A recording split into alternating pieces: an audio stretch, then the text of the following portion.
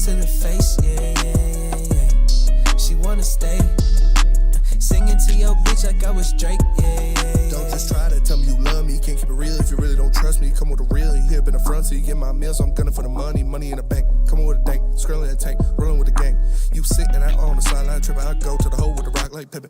Yeah. I'm okay. What up, though, and welcome to Whatever Waits Live, WorldSports.com. I'm Easy, my spin more Rax, young Chris Skywalker. Smash the like button, be your friend, tell a friend, and share the stream. Talking lots of Detroit Pistons, little Detroit Lions here. However you guys like to do it. I was talking in the back, it's kind of crazy. The Booner actually was talking about this. It's like, right now, the Pistons are harder than the Detroit Lions. That's rarely ever the case in this town, at least in this network specifically. Blues Clues.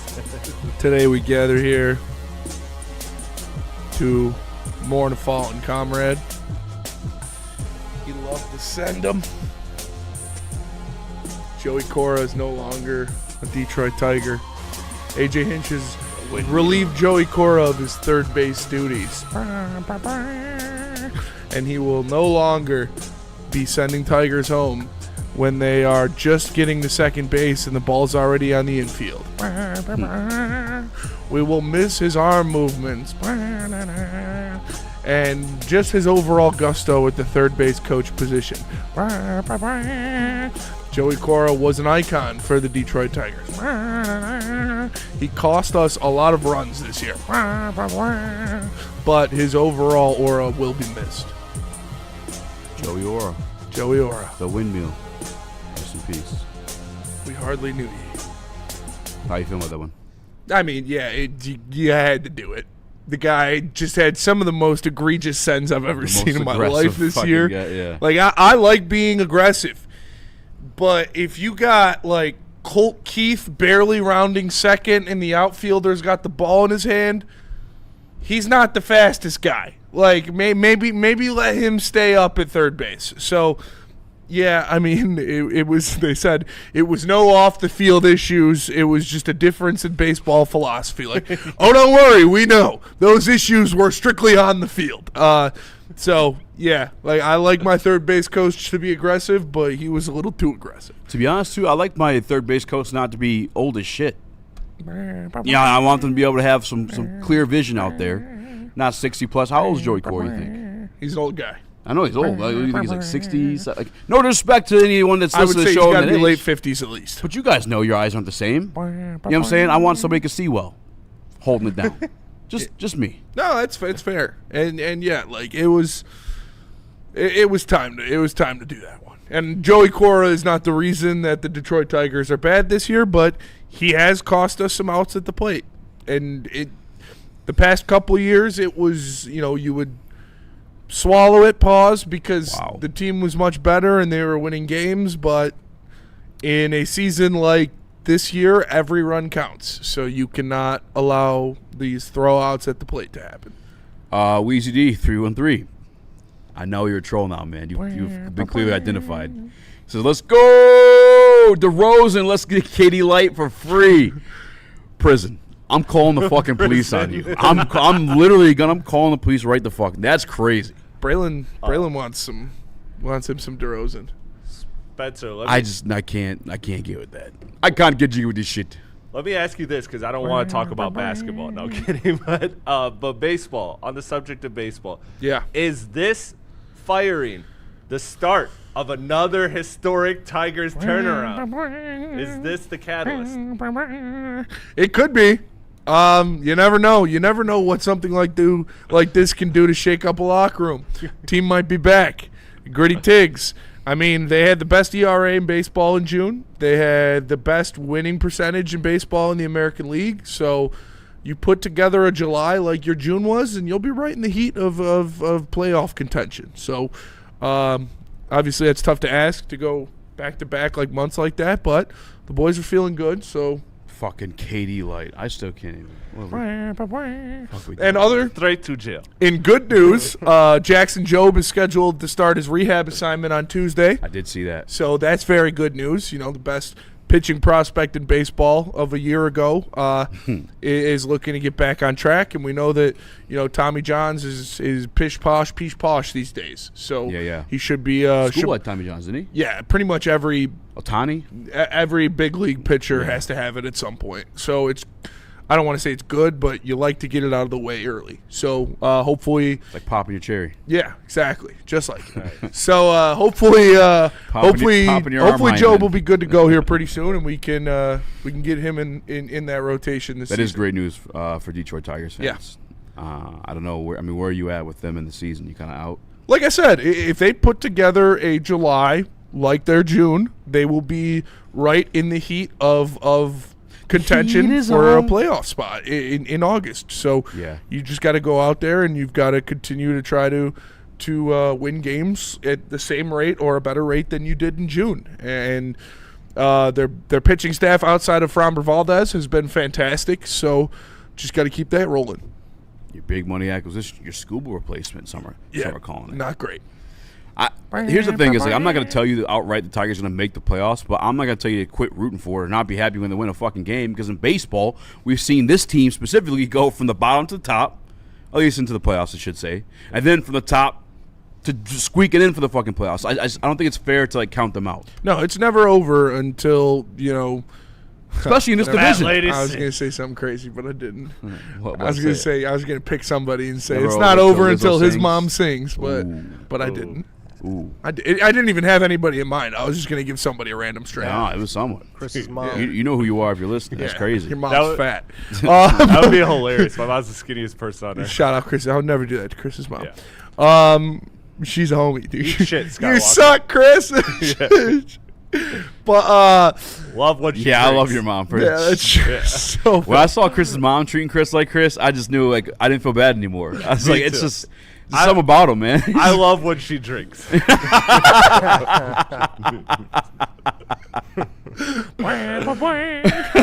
Isn't she like the nicest lady? If you guys don't know what we're talking about, there's a video on Instagram of Chris Rap hooping Cave, in the middle of the street. Shout out And Rap Cave. Chris's mom from the porch says, "Chris, you suck." Yeah, it's good stuff. She's an ally.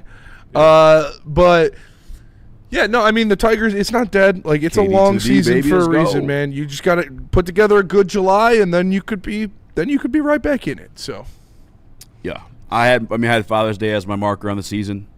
Father's Day is passed, and they're 10 under. But again, it's baseball. I'm not gonna. Listen. I love Neil. I love Sean. I don't like they bully guys for being excited when the Tigers win a damn game. they do. Yeah, dude, they should. Yeah, they do. What are we doing, guys? It's fucking baseball, and I don't want to do it because I'm not even well versed enough to go into the baseball battle with Neil. But you're the same guy that called us to win the division just last year. He did. You wrapped it up. He did. I told him not to. See, he didn't listen to his canary, and it was the worst collapse in the history of Major League Baseball. You should be a canary for Halloween. I should be a canary for Halloween. Just show up on BD and get drunk and yell at Neil. Spark. Hey! Yeah, in the corner. Just walk in. Hey! Watch your shit! Skywalker, you're a baseball guy, aren't you? Yeah. Oh, you sound sad.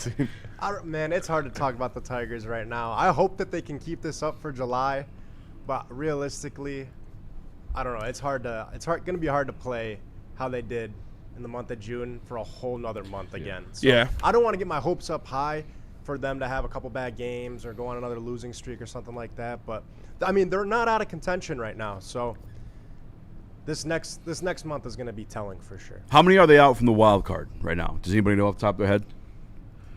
6, I think. 6.5 or 5.5. It's not like an insurmountable thing. 2 series? But there are 8 teams. Yeah, I did see that. I did see and that. that's some of these teams are going to fall off. It's going to happen. Some of these teams are going to sell.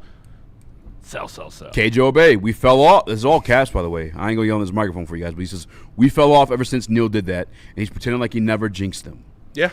He also jinxed the Detroit Lions before they played the Washington Commanders. He did. I mean, we know. Neil can act like he didn't jinx him, but you know, if you watched BDE, it was a week long where I was like, Neil, just say it's not over, because it's not. Everybody spam his DMs, get his Yeah. email, let him know. It's true. I was there. Never mind. What? Say, Chill out, easy. Send pictures to his personal email. we do not promote sexual gratification in any way. Yes. We do not promote the violence upon others in any way. Everything we say and do is in a comedic and satirical format. Please don't sue us. They look like a different team, a little more swagger, says Mr. Slaughter. They have been playing much better. The bats are perking up a little bit. You're getting some power back. Riley continues to be, one of the best outfielders in the American League, like he has been the past couple of years. You've got Magoo as a first-time All-Star in his rookie season. Dylan Dingler, very deserving, dong. one of, if not the best catcher in the American League. All-Star. And so you've got bats that are waking up. You're getting healthier when it comes to pitching. So, I mean, who's to say they can't go on another big run in July and end the month 2 games back of a wild card? It's very, very possible. Neil and Sean, hard to say. Yeah, and I mean, I love it. I know Neil and Sean mean well, but like you said, Easy, if we hadn't seen this exact thing happen one way or another the past 2 seasons with this That's what same I'm saying, team, man. then you can say something, but you can't say it's over because it's not. Sound Kayak, is Neil's jinx as bad as Trump jinx? I don't know about that, but I will say Baligian, after they hit the final goal, did you see him hitting the Donnie Trump No, dance did on they? us? Yeah. That's crazy. That shit We hurt. should bomb them. I think they were listening to YMCA in the locker room. Were they really? That's fucking awesome. I'm not going to lie. That's a great troll job. Nice. I mean, kudos to them. Hats off. That's the whole reason I don't understand why they're being such pussies about Flo playing to begin with. You would clearly have a better team. We played them. I don't know if you knew this, but we played them in like a warm-up matchup. Yeah. Played Paraguay, too. It was like perfect way they lined these teams up. And they whooped the fuck out of us. So I don't know why they're acting like such bitches from one guy. But that guy was really good, by the way. Watching last night, he probably like maybe the best guy on our team. One of you. Just watching him like he's skillfully with the ball when he did get it. Choked big So, time. we Yeah, that looked guy's fucking terrible. dirt. I mean, shit. How old is he? Pulisic. He's older. Our By the way, I just goalie- read from the chat that our goalie was an MLS goalie. And he's the one, remember, he kicked the fucking ground. Yeah. He's the whole reason they scored the other goal. Yeah, Yeah. that was- Well, yeah, that like was an MLS ridiculous. goalie, I mean, that's good, but you want the goalie of Premier your League. national team to be playing. Yeah, you want a Premier League yeah, goalie. in La Liga or I mean, something. to be fair, I felt like other than that, I mean, he was doing what he could. Like, they were just getting a lot more shots on goal. Yeah, but Like, that was pretty but that was egregiously terrible, yes. stupid. Yeah, like that. No, that for was sure, for bad. sure. He was. Yeah, I mean, there's only so much you can do when 13's getting his ass beat the whole game. Yeah, it sucked. It sucked to see him go out like that. It was fun for like 20 seconds when it was tied 1-1. Yeah, it was score for those 40 seconds. That shit was. Dude, I know. Won't forget it. I was Oh. still celebrating the first goal, and then they took the lead That back. shit was I was quick like, as what the fuck? It's Yeah. like they got pissed off. Fuck no. Yeah, Skywalker, you about to say something? it was bad. What's the name of the guy with the man bun? I can't remember it right now. Oh, That's 13? 13. Is that 13? Yeah. Yeah. He was getting Yeah. bodied. Yeah, he was getting That bodied. was ridiculous. He literally He gave was up 2 pissing me goals. off the Yeah. whole entire game. KJ Obey, Pulisic was just doing his best playoff Duran impression. He was for That sure. is- Did you see the thumbnail? It's fair. I put Pulisic on there with De'Aaron Fox and Kendall Vildor. Oh, I mean, fair, man. Everyone was gassing him What a up. group. Clearly. I mean, he's supposed to be your guy, and obviously, if that's your guy, that's why you don't make it past the round of 16. BC Michigan 3-1-3. I think guys need to rally for an eggplant. The chat morning show. Oh, eggplant bomb the morning show chat. Yeah. Do you want an eggplant? Want We something could else? I want something to confuse them. Yeah. They want like a word or like a letter. It's make like they're like what the like they don't know what the fuck's going on. Yeah. And they're old too. So Yeah. they like They are old. there's a lot of stuff you this hit would them have been with. amazing during the Maz and Sean era. They would have. I mean, Neil and Sean's just. I guess Neil does have kids in high school. Yeah. Might help him out with that one. Goated on the sticks. Yeah. What should we hit him with? In the chat, bomb their chat with. I don't know. We'll think of something. Okay. We'll think of something. I did see Tanaj 1367 in there say, would y'all just stop talking about KD as if he's coming here to Detroit? Tragic Langdon is not going to do a damn thing of substance during the offseason. Same as the trade deadline. The trade We're going to deadline get was into that. Buried him. Chris, I want you to put a poll in the chat that says, are you in or out on Trajan Langdon? All right. And we're going to talk about that coming up next. But first, let me tell you about Planet Fitness. Planet Fitness is the home of the judgment-free zone where we mean everybody, can get a full body workout in 30 minutes. And all memberships include fitness training. You get all that for just $15 a month. Or you can upgrade to the Black Card and get use of amenities like hydro massage, total body enhancement, and access to over 2,700 locations worldwide. Joining Club or online at PlanetFitness.com. Planet Fitness, where your fitness is essential. For more Detroit Tigers coverage, make sure you subscribe to Woodward Tigers on YouTube. All Tigers, all the time. For the hardcore Detroit sports fans who can't get enough of the Motor City's teams. All season long, you'll get non-stop Tigers content from on-field interviews, post-game reactions, and roundtable insight from Woodward Sports.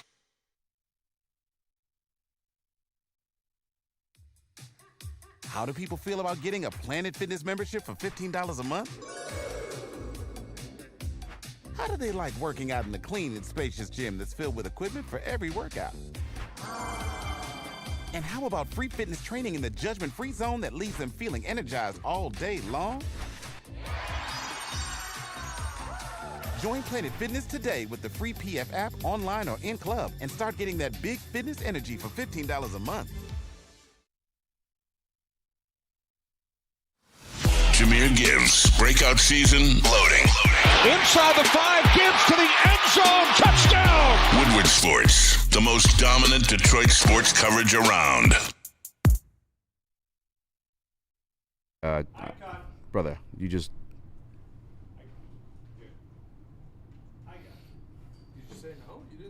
I said I'm pulling it up. And then he goes 5, 4. We're excited to welcome Icon Auto Repair and Collision to the Woodward Sports family. If you've been in an accident or your vehicle needs repairs, make sure you trust the team at Icon Auto Repair and Collision. With 3 convenient Metro Detroit locations in Madison Heights, Shelby Township, and Pontiac, they've got you covered. They offer free car loaners and even offer to pay your deductible. That's huge, actually. Visit iconauto.com. Again, that's iconauto.com. It's the icon you can count on. I'm just an icon living. Jalen Durant ain't the icon. You can count on, I'll tell you that much right now. What's this poll looking like, fellas? What up, though? Welcome back to Whatever Waits, live WoodwardSports.com. I'm Easy Joe Raxter on Chris Skywalker in the building. Smash the like button, be a friend, tell a friend, and share the stream. 70% in on Trajan as of right now. It should be. There hasn't been. You could look at the deadline, that was a mistake. Sure. But I ask you this, and that's for the people that voted no.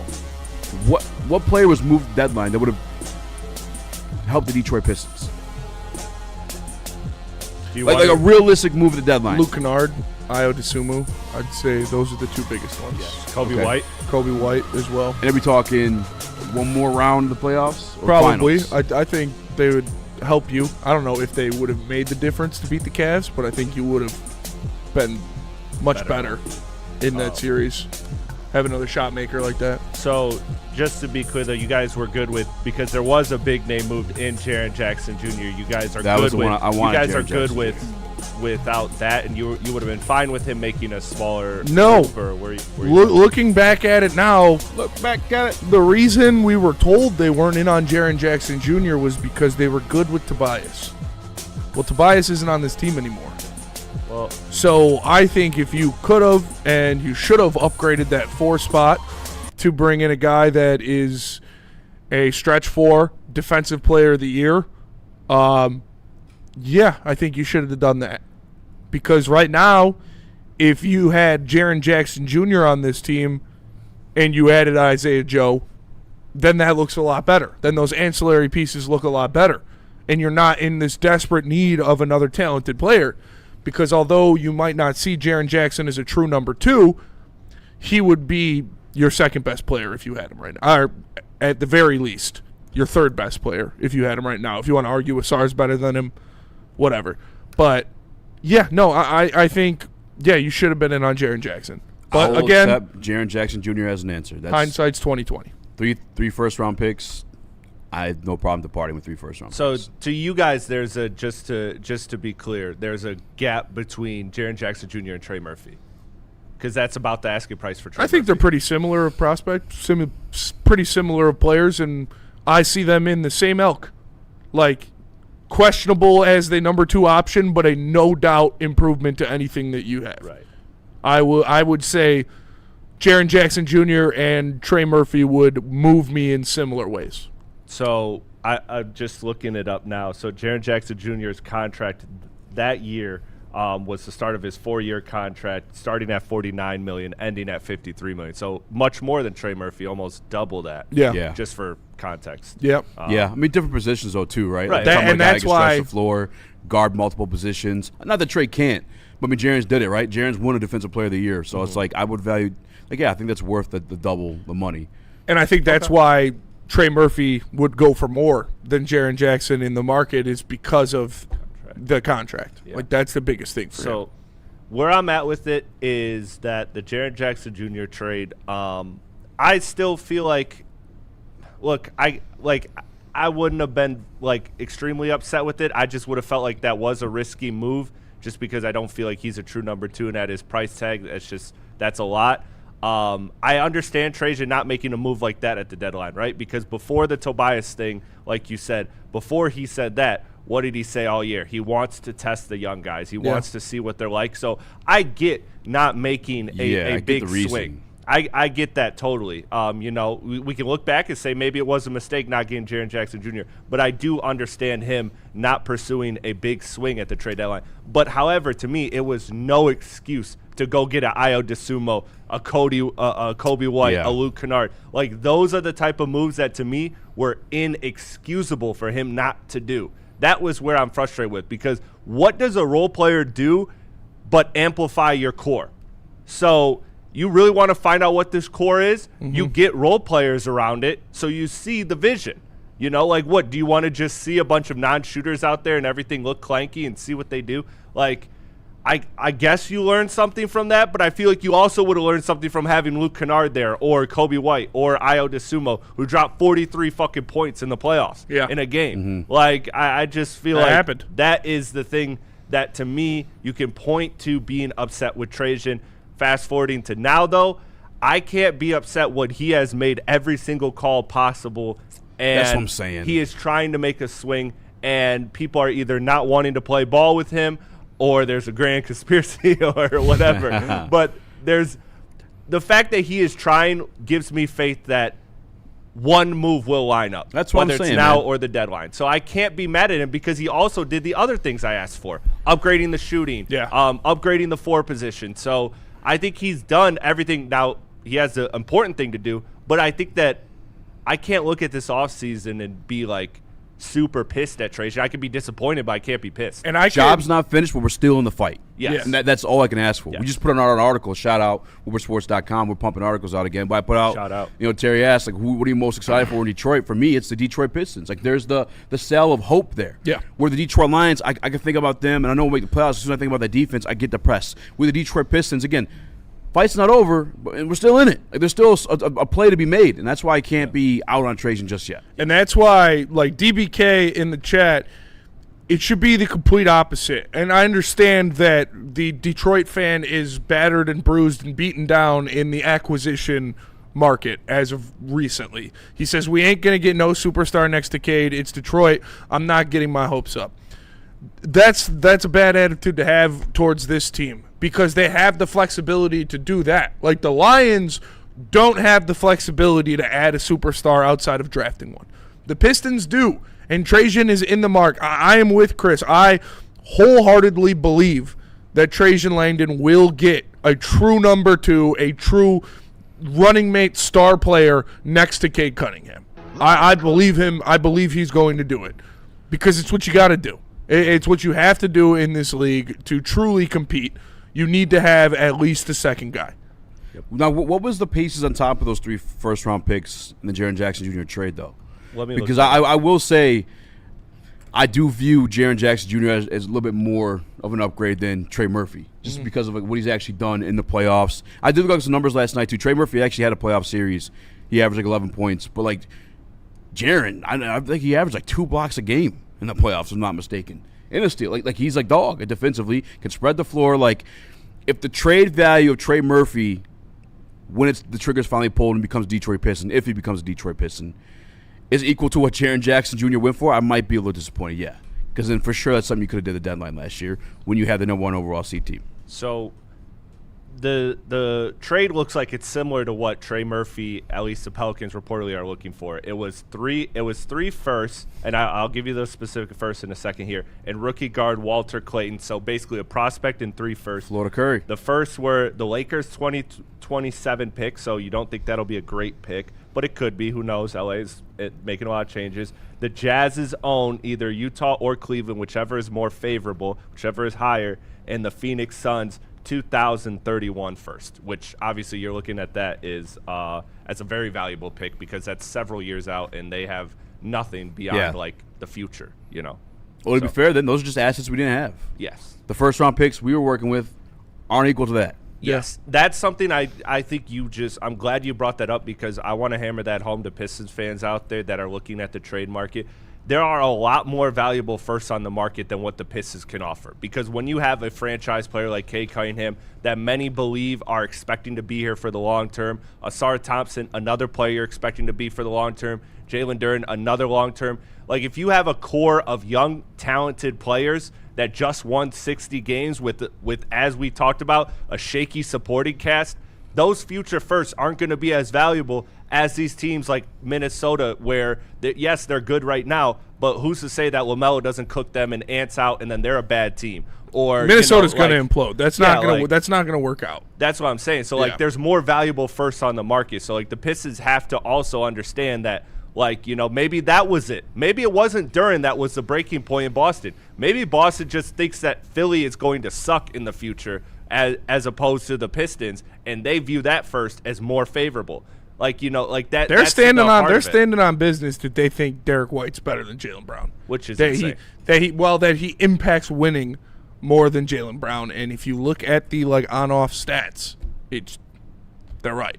But obviously you have to go by more than just that. Yes. Yeah, I don't know. We'll see. And now, Derek White not as good as Ivy, though. Derek White not as good as Ivy. We were talking,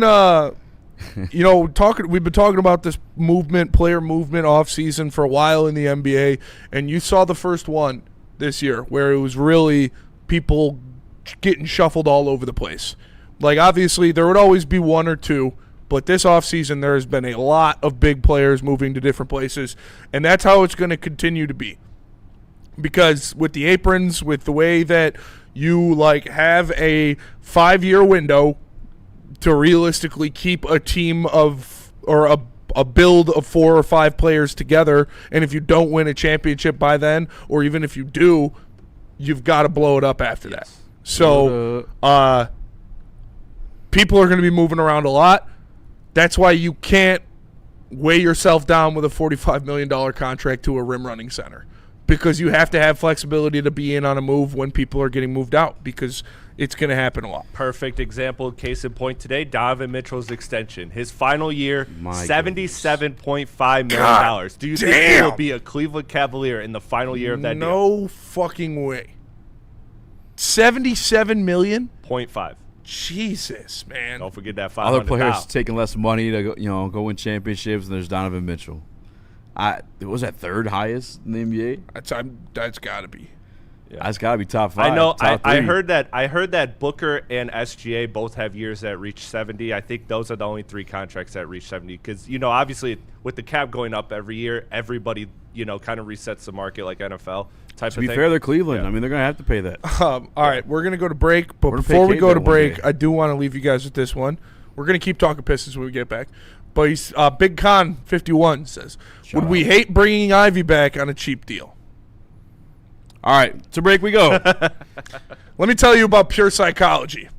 Great transition. Listen, if you need somebody to talk to, just go to Pure Psychology. Go to PurePsychMI.com to find one of their 15 locations in Michigan. They also have some in Ohio. But it's not just a cookie-cutter plan, one size fits all. No, they make it specifically for what you need. And it's never shameful to talk to somebody. Everybody needs somebody to talk to. So go to PurePsychMI.com to find a location near you today. It's Pure Psychology. We don't like to brag that we are the toughest sports network in Detroit, but we do have a guy named Darren McCarty on our side. Woodward Sports.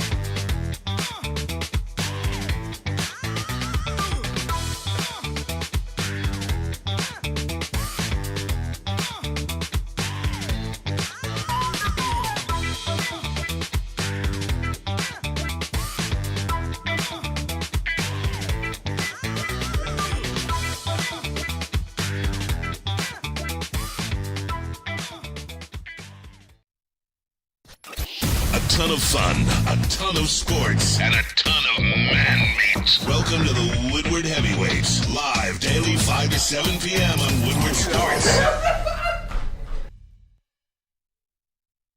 Jesus Christ.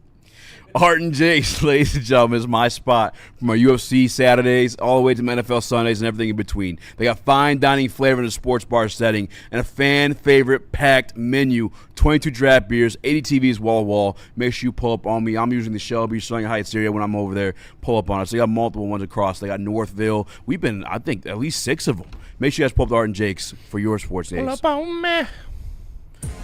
Buongiorno. And welcome back to World Heavyweights Live, WorldSports.com. I'm Easy on my spin more reaction. Hello. Chris Skywalker, smash the like button, be a friend, tell a friend to share this stream. Share it. Talking Detroit Pistons.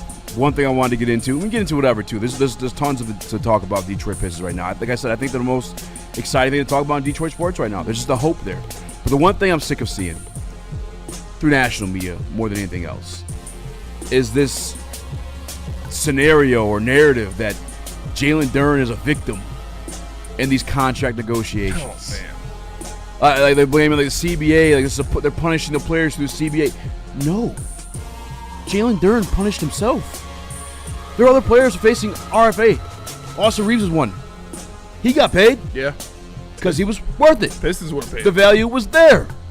And by the way, again, people are able to offer Jalen Duren contract. They did. No one has done it. Not a single fucking team. Stop playing him as the victim. He created a circumstance for himself when he didn't show up in the playoffs. Mm-hmm. And I say it time and time again. I'm getting sick of saying it, to be honest with you, and this is for the chat as well. Name me the guy paid as a number 2 on a championship team as a Jalen Duren prototype. In the past 40 years. You can't.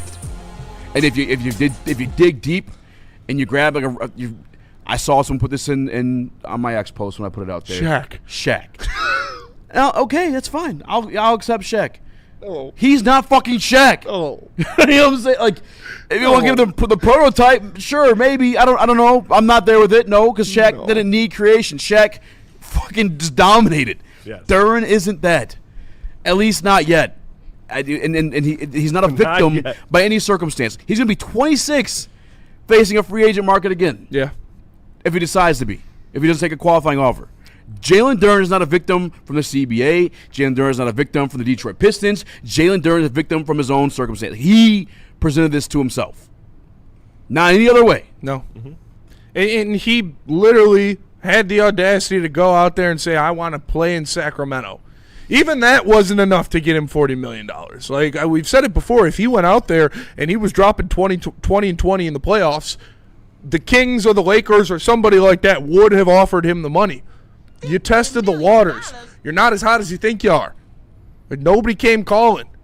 It's like sitting there with the speed dating card and everybody's walking right past you, man. Like, it's not that the Pistons are the big baddie that doesn't want to pay you or doesn't give you the money you deserve. Not a single team in the National Basketball Association wants to pay you that much money. Flat out. And that's because they view that you are not worth it. Yeah, I do like Jalen Duren and what he can become. There's no chance in hell I'm paying him $40 million. Tanaj over Sports Chat says Amari Stoudemire. Now shut up. I know more basketball than you. He won a championship? When did Amari Stoudemire win a championship? Yep. When did he even play in the fucking finals? Yeah. And I would probably argue, I might have to look at the numbers. I don't want to be egregious here, but like Sean Marion, like put some respect on his name because everything he did versatility-wise, like you could maybe Sean Marion wasn't the number 2, and he was one of the best defenders in the league. That's what I'm saying. You might make an argument that he was a better player than Stoudemire. I'd have to look at the Stoudemire was averaging over 20 points a game. Yeah. Stoudemire was first-team All-NBA. Like, we're talking about a massively more talented player than Jalen Duren. And he never won a championship, so it's moot. Yes. Stoudemire can shoot. Consistently. Stoudemire showed up in the playoffs. Yeah. I think that, look, I understand the NBA conversation because you know me. I listen to a lot of NBA podcasts. Well, hold on real quick. This is actually pull up crazy stat. Marty Stoudemire at the age 22 averaged 29.9 points in the playoffs. At age 22. 30 points a game in the playoffs. Yeah. Holy shit. He was a beast. Don't compare Jalen Duren to Amari Stoudemire. Let's back off on that one. So I think that So listen, I listen to a lot of NBA podcasts, so I understand the granular point they're trying to make is that restricted free agents in general have been the victims of this CBA because teams are using it to pinch pennies. Well, you know what? At the end of the day, like you guys said, there's no one to blame for Jalen Duren's financial situation other than Jalen Duren himself. And are we just pissed that there's not a dumb team out there that's willing to do this? Because we would all clown that team if that team offered Jalen Duren $40+ million. Because look, you guys are all pissed that OKC is this dynasty.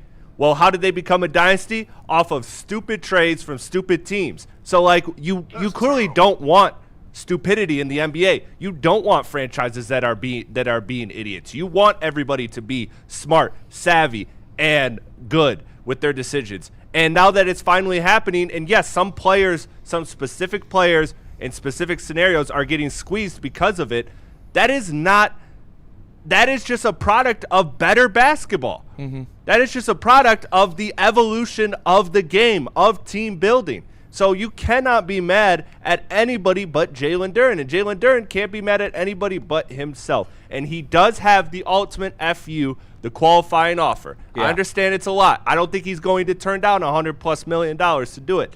But he does have that ability if he so chooses. Do it. We're sports chat. Your mama would pay him.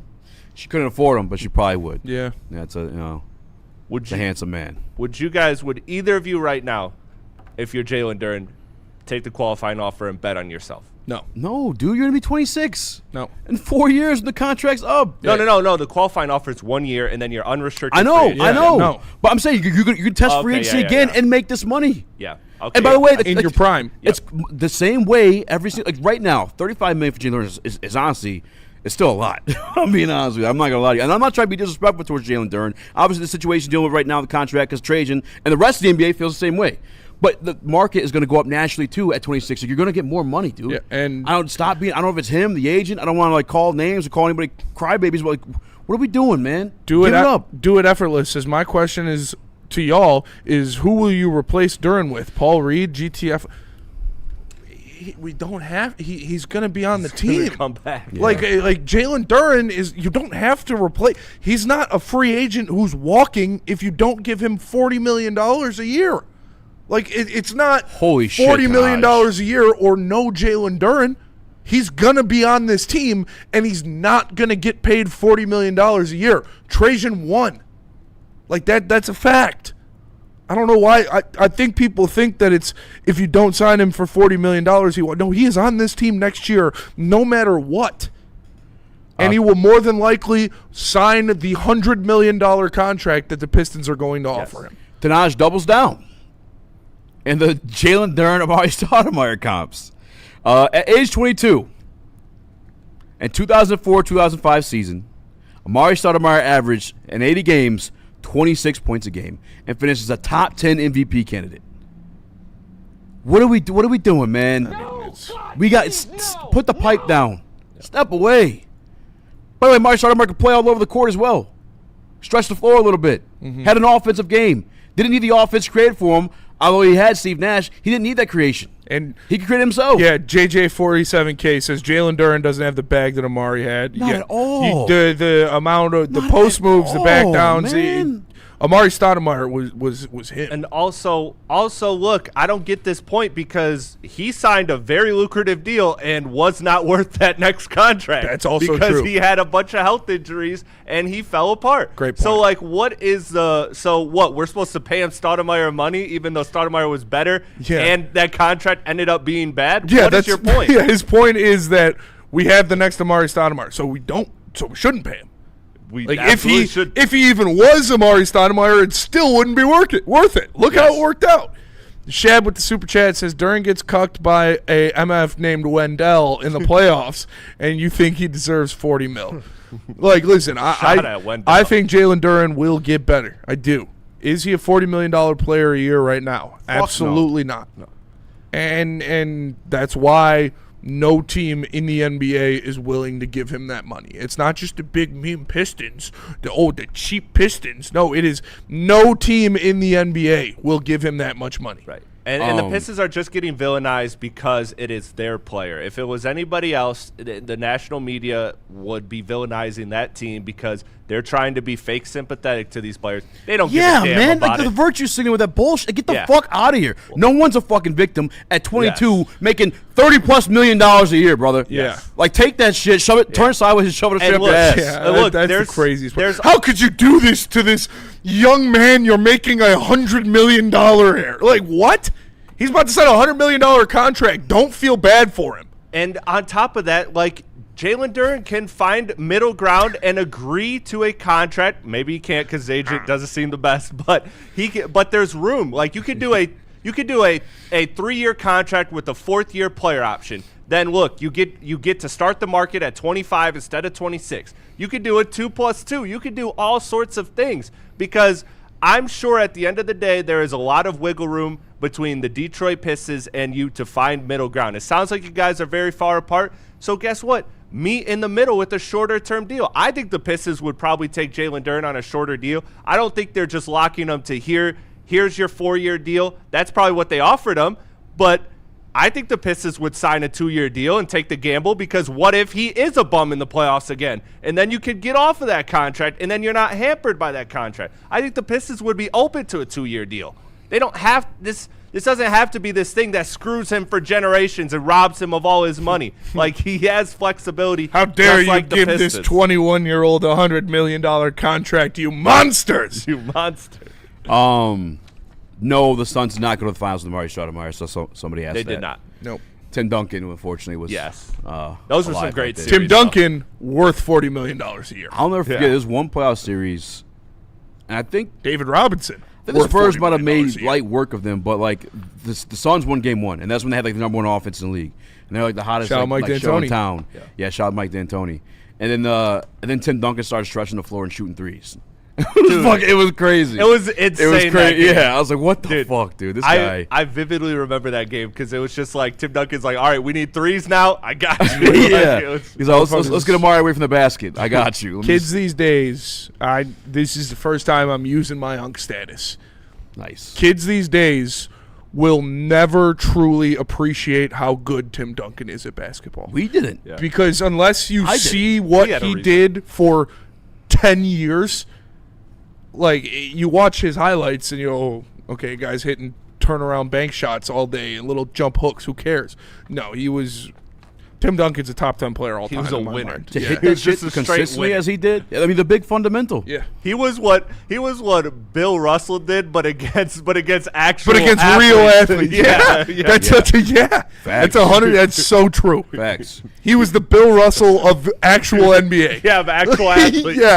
He's an NBA coach's wet dream. Yeah, for sure. Defense, super skillful on the offensive end, team player, wasn't loud or resistant to anything. Yeah. Took team-friendly contracts. Shit, Jalen Durant.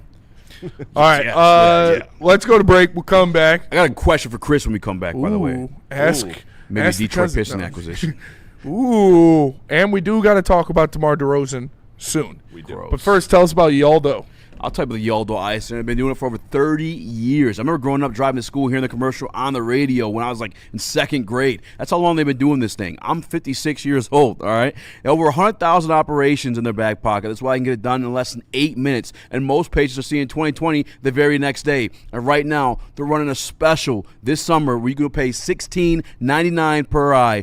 Throw away the lenses, throw away the contacts, and save you some money. It's one-time payment of $16.99. Get that lace and get your eyes fixed at theyaldoeyecenter.com/$16.99. Hunting season is almost here, Detroit, and your Lions are on the prowl.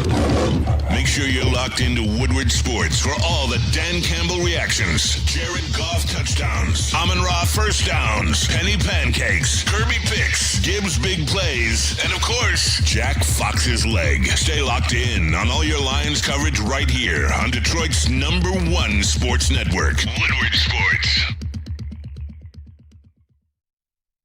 Some days call for light, others lean bold. What about everything in between?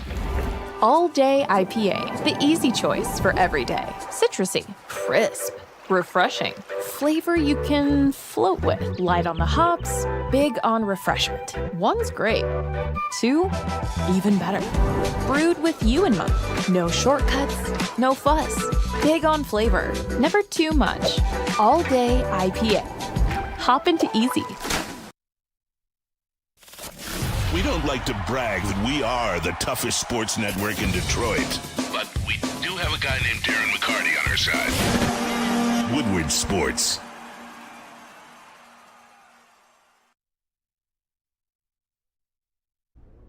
Looking for a career upgrade? Check out Mortgage Pros, the #1 mortgage broker to work for in the state of Michigan.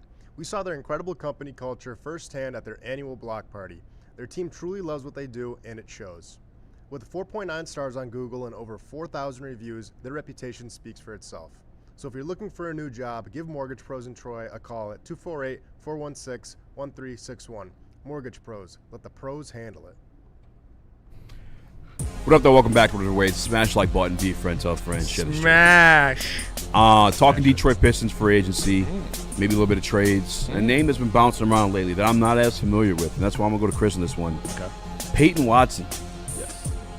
What is going on with this cat? Who is this cat? Why would he fit the Pistons? Why are people freaking out about this? So Peyton Watson is somebody that I have liked for the last couple of years, but really kind of in the last, he kind of emerged last year in the playoffs, and then this year in the regular season, he kind of got a bigger role due to some injuries and some players being moved on from. He's a 3-4. I guess you can maybe stretch it down to a 2, but. True, good point. But he's somebody that's that projects as a 3-and-D wing. I don't think he's as good of a defender, but he has the frame that you would like on an NBA player. I believe he's 6'7" or 6'8". So he's a player that has the wing the frame that you'd want to have, and he showed great flashes of scoring 30+ multiple times when Denver was hurt and they didn't really have anybody. So he's a very young, exciting player. I think he hasn't flashed as consistently as Trey Murphy, the upside, but I put him in that vein of interesting players, not that tier, but in that vein, in that archetype of you're projecting him to be a 3-and-D wing. Again, my personal opinion watching the tape, not the greatest defender, but definitely a shooter and definitely somebody that can be another scorer, but mainly catch and shoot as opposed to self-creation. And what's the price tag on that, you think? I don't know, because I think you can actually play pretty hardball with Denver, because Denver is a team that doesn't really want to go to a second apron. It's been well known in the NBA that they've been trying to. Yeah, they're talking about trading Jokic. Yeah, so cheap I ass. think That's that fucking crazy. That is crazy. I think that they're a situation where, if I had to guess, I would say a first and something else, like maybe a protected like a first and a swap, or like a first in a couple seconds. It seems steep, like a guy who only has like one good year for real. Yeah, but I mean, look, his playoff numbers. He averaged 4.5 points last year. Yeah, he didn't have a great playoffs, but he did have moments the previous playoffs, and then he had a good stretch in the regular season. Is it because this is a type of guy that you would get in on the Trey Murphy contract? Like, this is not a guy that would be seeing the $30+ million a year, but you could sign him for 20s or something like that. Yes, so coming off of his rookie deal. So right now, he wants 25, and Denver's like, I'm not doing that. I wouldn't pay 25. So that's what you would be investing in, is if you believe that that's a Trey Murphy type contract where for the next 4 years it's a steal. I think that if you're asking me personally what he is, that's risky. I think he's a mid-tier starter with upside to being a high-tier starter, but I don't think he'd ever be top. We got 10, Trey Murphy at home. Top 10 or top 8 at his position. For the audience who may not be familiar, he's with the Denver Nuggets. Not necessarily a starter, but he started 40 games this year. Only played 54. He did average 14.5 points, 2 assists, 5 total rebounds. He shot 41% from 3 on 3.5 shots per game. And he's asking for $25 million. There was really a stretch, and it was like February. It was February through March where he was torching. Like he was, and that's really, what really good. That's what happens with these first or the second contract of these 3-and-D guys is sometimes you gotta take a risk and hope they become the Trey Murphy. And that's where he's at right now. He's at his, all right, what are you gonna be in this league?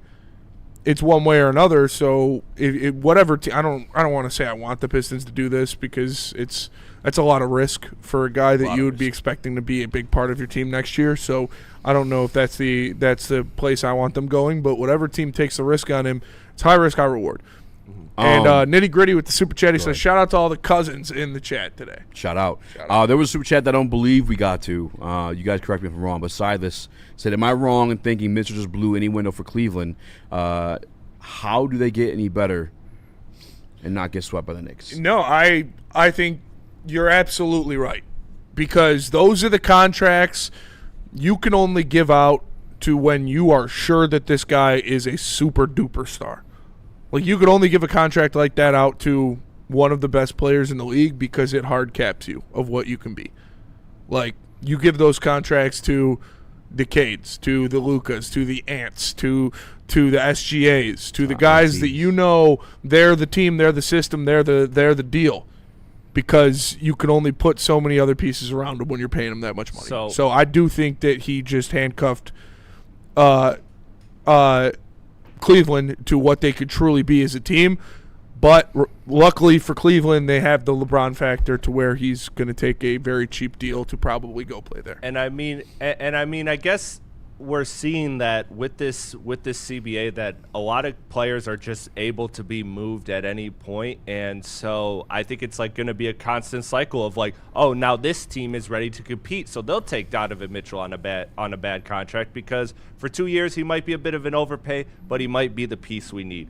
Going to Peyton Watson, so it was the month of January. He averaged 21.9, so 22 points per game, shot 46% from three on and averaged a block a game too. Wow. And what was his 3-pointers made? What is this again you're saying? This is Peyton Watson in the month of January. Okay. So this is what has people excited. 22 points a game, 46% from three, and 2.4 threes on five attempts. So like he was he showcased a high level of production. There's a lot of games in there against Boston, against a lot of good defensive teams. 20 points a game.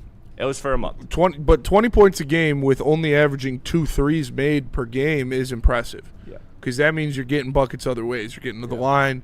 You're doing different things. So that does help with the shot creation. It sounds like he's at least a somewhat decent shot creator for himself. If you can average 20-plus in the league while only making 2 threes, you got to be able to get your own shot at some point. Yeah, his free throws were sporadic, like two free throw attempt games. Then he had a couple 10s in there, a couple 8s in there. So he did showcase, some ability. Again, I watched him, though, and I feel like that was a good player having a good month. I don't think that that's something that you can project. Could you see him being Trey Murphy, though? I think Trey Murphy is like a good ceiling for him. Okay. I think it's like a good ceiling for him. And the floor is like Justin Jackson. I wouldn't say that. He's not gonna go back to like that. But Josh Jackson. I think one of the Jacksons, dude. What? I thought Justin Jackson was gonna be good. Yeah, I liked Josh. I kind of bought into Josh that. Jackson too. Who's a good floor? I don't know. Like a solid 3 in the NBA. Like I think he could be like I think his floor is like. Like Herb Jones, a starter. Yeah, I guess a Herb Jones, but not defensively. Would you pay him $25 million for a month of production? If I was desperate, by the way, I only played 54 games for the Pistons. If I was the Pistons, no. If I was in a different situation where you have to take a risk on a guy, yeah, why not? Because that's it's not like $25 million a year for 4 years is going to obliterate what you could do. You could eventually move that contract if he doesn't become anything more than a starter. Yeah, and like you're the Wizards or something. Yeah, if I'm not the Pistons, but if I was a team in a different situation than the Pistons, I would probably take a shot on him. Modern CBA, you can't be taking a risk like that. I feel like those are the risks that you take, though. Yes, it's way more difficult to take a risk on a Jalen Duren or a Trey Murphy now. Because Trey Murphy's going to want a $40 million a year contract after this one's up. But if you take the chance on a $25 million a year contract, that can be kind of maneuvered around. Also, I don't think he's getting 25 because, remember, otherwise he would have been signed. That's what he wants. So Is he restricted free agent right now? Yes, he's a restricted free agent. So I think that he's probably being offered right now like 17 to 18 by Denver. And they're probably – so you could probably come in with an offer sheet of $22 million if you wanted to, and get him. But I hear you. It's a risk. I'd be excited because I think he fits the team, and I think it'd be a tradable contract. But I also at the same time, it's not the swing that is the upside that puts you into championship contention unless he just fully blossoms, and that's that. So yeah. You would also have to move off money in order to get him because remember, you think it's a situation where they're going to match whatever? Denver probably. I don't think Denver matches anything above 25. I'd offer him 15. I think that's probably what. Like I said, Denver's probably offering him like 17. 18. Yeah, that's but you haven't done enough. I feel like they'd probably. It's another Dern situation. Yeah, of course. And then I click over to the playoff tab. He's a victim. 4.5 points. And you didn't start. You want $20 million? Speaking of free agents, man? There is another free agent that has been in a lot of rumors about coming to Detroit. My guy. Some people on this network want to see it happen. We're going to go to break. We're going to come back. We're going to tell you who that is. But first, tell us about Gold Crown. I will tell you about Gold Crown. I'm going to need some Gold Crown, all right? Quad infused. That means they got the terpenes, liquid diamond, THCA, and it's covered in keef. And it's exactly what I need when we talk about this next topic. I cannot believe the words coming out of some people's house or mouths. In this house, on this network, all right? In this household, DeMar DeRozan is an anti-hero, all right? We don't want him on this team. We'll talk about it come up next. Royal Justice. Make sure you check him out next time at the dispensary. For more Detroit Tigers coverage, make sure you subscribe to Woodward Tigers on YouTube. All Tigers, all the time. For the hardcore Detroit sports fans who can't get enough of the Motor City's teams. All season long, you'll get non-stop Tigers content from on-field interviews, post-game reactions, and roundtable insight from Woodward Sports. You're building a whole combat sports enterprise in the heart of it in Detroit, and that's what I think is the coolest. I think with opportunity, right? Like you said, maybe you like to punch people in the face for real, and you want to be a boxer, and you have an option there. Maybe you don't like getting punched in the face, and you want to make, you like the theatricals and the storylines, and so you have an avenue here. Maybe you start at one and then want to change to the other. I don't care. I just want you in the building and know that you have some place to go to explore that. Just having the ability to, what do you want to do and how do you want to do it to the best of your ability? And, it all starts with the kids. Drive Energy Pouches give me the energy and clarity to find and beat the shit out of every opportunity that shows its face. Live and direct, I'm back on set action. Create the wave, we cannonball splash 'em. Mic cord swinging, get your head chopped. Point blank, dead stop. 16 bars in a headlock. Drive Energy Pouches are for the people who actually want to win, not for the crybabies out there who are happy with a participation award. There's zero sugar, so give Thrive a try. Go.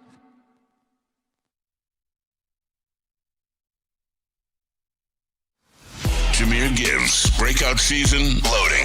Inside the 5, Gibbs to the end zone, touchdown! Woodward Sports, the most dominant Detroit sports coverage around. Supreme Lending. Look, if you are buying a house, call Chad and Chris. Their numbers are on the screen. And why would you call them? 0% down payment programs. $500 off your appraisal just by mentioning Woodward. 97% customer satisfaction score. 99% close on time. These are the guys if you're buying a house. Make sure you're tapped in with the boys, Chris and Chad. Call them today. Supreme Lending. What up, though? Welcome back to Whatever It's Live, WoodSports.com. Easy on my Spimo reaction. Chris Skywalker in the building as well. Smash the like button. Be a friend, tell a friend, and share the stream. This next topic, I hate that it's a thing. I think nationally it's being reported. This guy's even interested in going to other places. I'm happy about that. But DeMar DeRozan has been released, or waived, I should say, by the Sacramento Kings. And some articles, some publications have him pinned as a Detroit Piston. I've spoken this before. If you guys didn't hear it the first time around, that is the last piece I want on this team. Unless he's willing to come off the bench, maybe I could be talked into some staggered minutes. DeMar DeRozan come off the bench. I don't think DeMar DeRozan is ready to come off the bench at this point in his career. He's still averaging 20 points a game.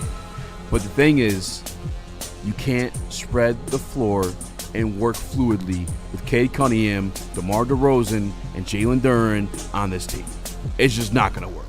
Can DeMar DeRozan get you a bucket? And ultimately, do we want a guy that can get you a bucket? Yeah. Have him do that off the bench. Cade Cunningham is our mini man. Cade Cunningham is our mini magician. And when Cade Cunningham gets in there, if the shot's not there to be made, he's kicking it out to a guy on the three-point line, and you're averaging 1.5+ points in that situation. This is not a fit. I'm the biggest proponent of this, I think, more than anybody that I know on this network at the damn least. Right? When they did that situation in Phoenix, KD, Devin Booker, Bradley Beal, those are names. Those are very good basketball players.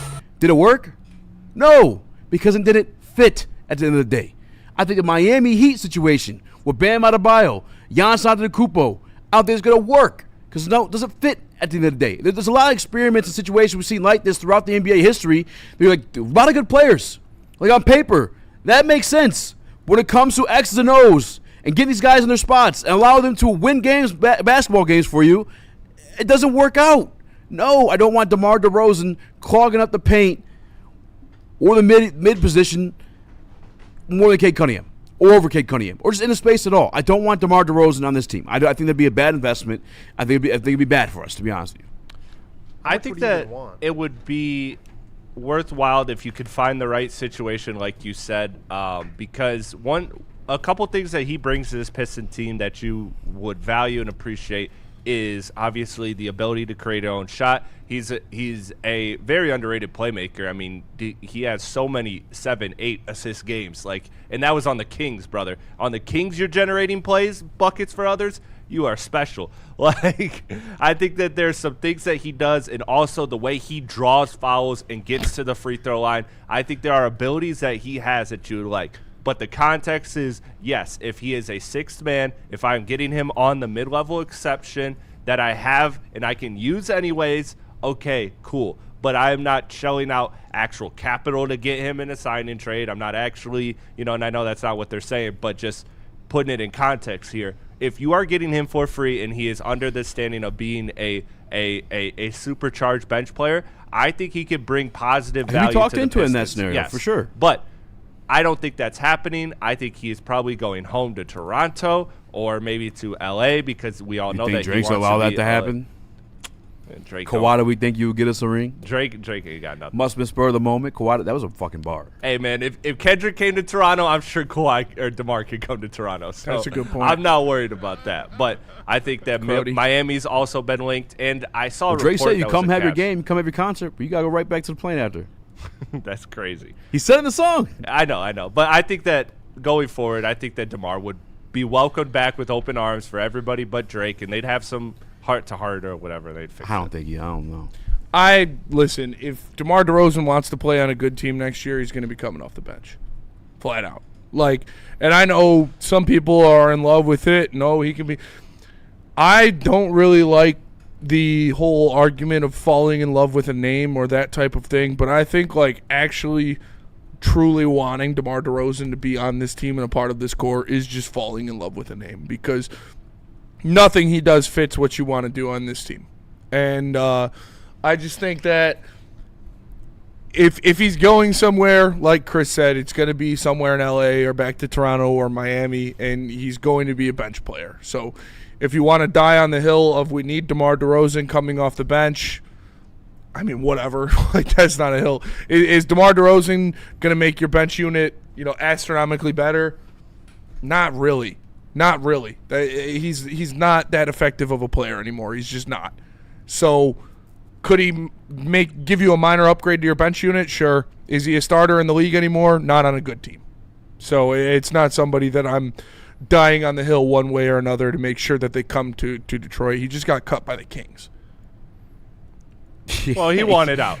Yeah, but and they couldn't get a trade offer for him. Yeah, there's a reason he got cut. When you ask out of somewhere, normally it's send me there. I'm not asking to be an elite 3-point shooting team. I mean, I would love that. I ain't gonna say no to that. But give me some floor spacing, especially with a guy like Cade Cunningham who could create from that. I just don't. It's just not a fit, man. I'm really big on the fit. And it's he's got two routes for the rest of his career. You can go be an effective piece coming off of the bench for a performer, for a team, and in a very limited role, or you can go and you can you can be a guy on a bad team, like you were on Sacramento, where you want to average in the teens and you want to still be a starter. Okay, you're going to play for the Kings. But if you want to play for a good team and you want to play meaningful basketball, you're going to have to come off the bench. Yeah. Who's our starting 2 guard, says Runyon? Duncan Robinson. Yeah, Duncan Robinson. Who is a much better starter in this league right now than DeMar DeRozan, especially at the 2. Well, the other thing I'd say, too, like DeMar DeRozan's been in this league long enough. Like, let's look at the track record. Like, when has he been in the finals? He's been in conference finals. LeBron James fucking shit on him. What LeBron did to him in Kyle Lowry was... But, again, to be fair, you're asking him to be a bench piece. You're not asking him to be, like, the piece, you know. Like, but I'm just saying, as a piece, what does he contribute to, really? Yeah. You know? In the scheme of things. He's been on multiple different teams. He's an all-star guard. He's been in the league for a while. Like I said, you know. Dribble, scores points. He's the type of guy that was coming off the Miami Heat bench when the Heatles were there. It is again, I don't want to be too disrespectful, but he's washed, man. He's not what he used to be, and what he used to be was a good guard on on good teams. He was never, an elite player on an elite team. It's not what he was. It's not, and that's fine. But let's not act like he's going to be the savior for the Pistons. Prolific says Duncan is ass. This channel won't give it up.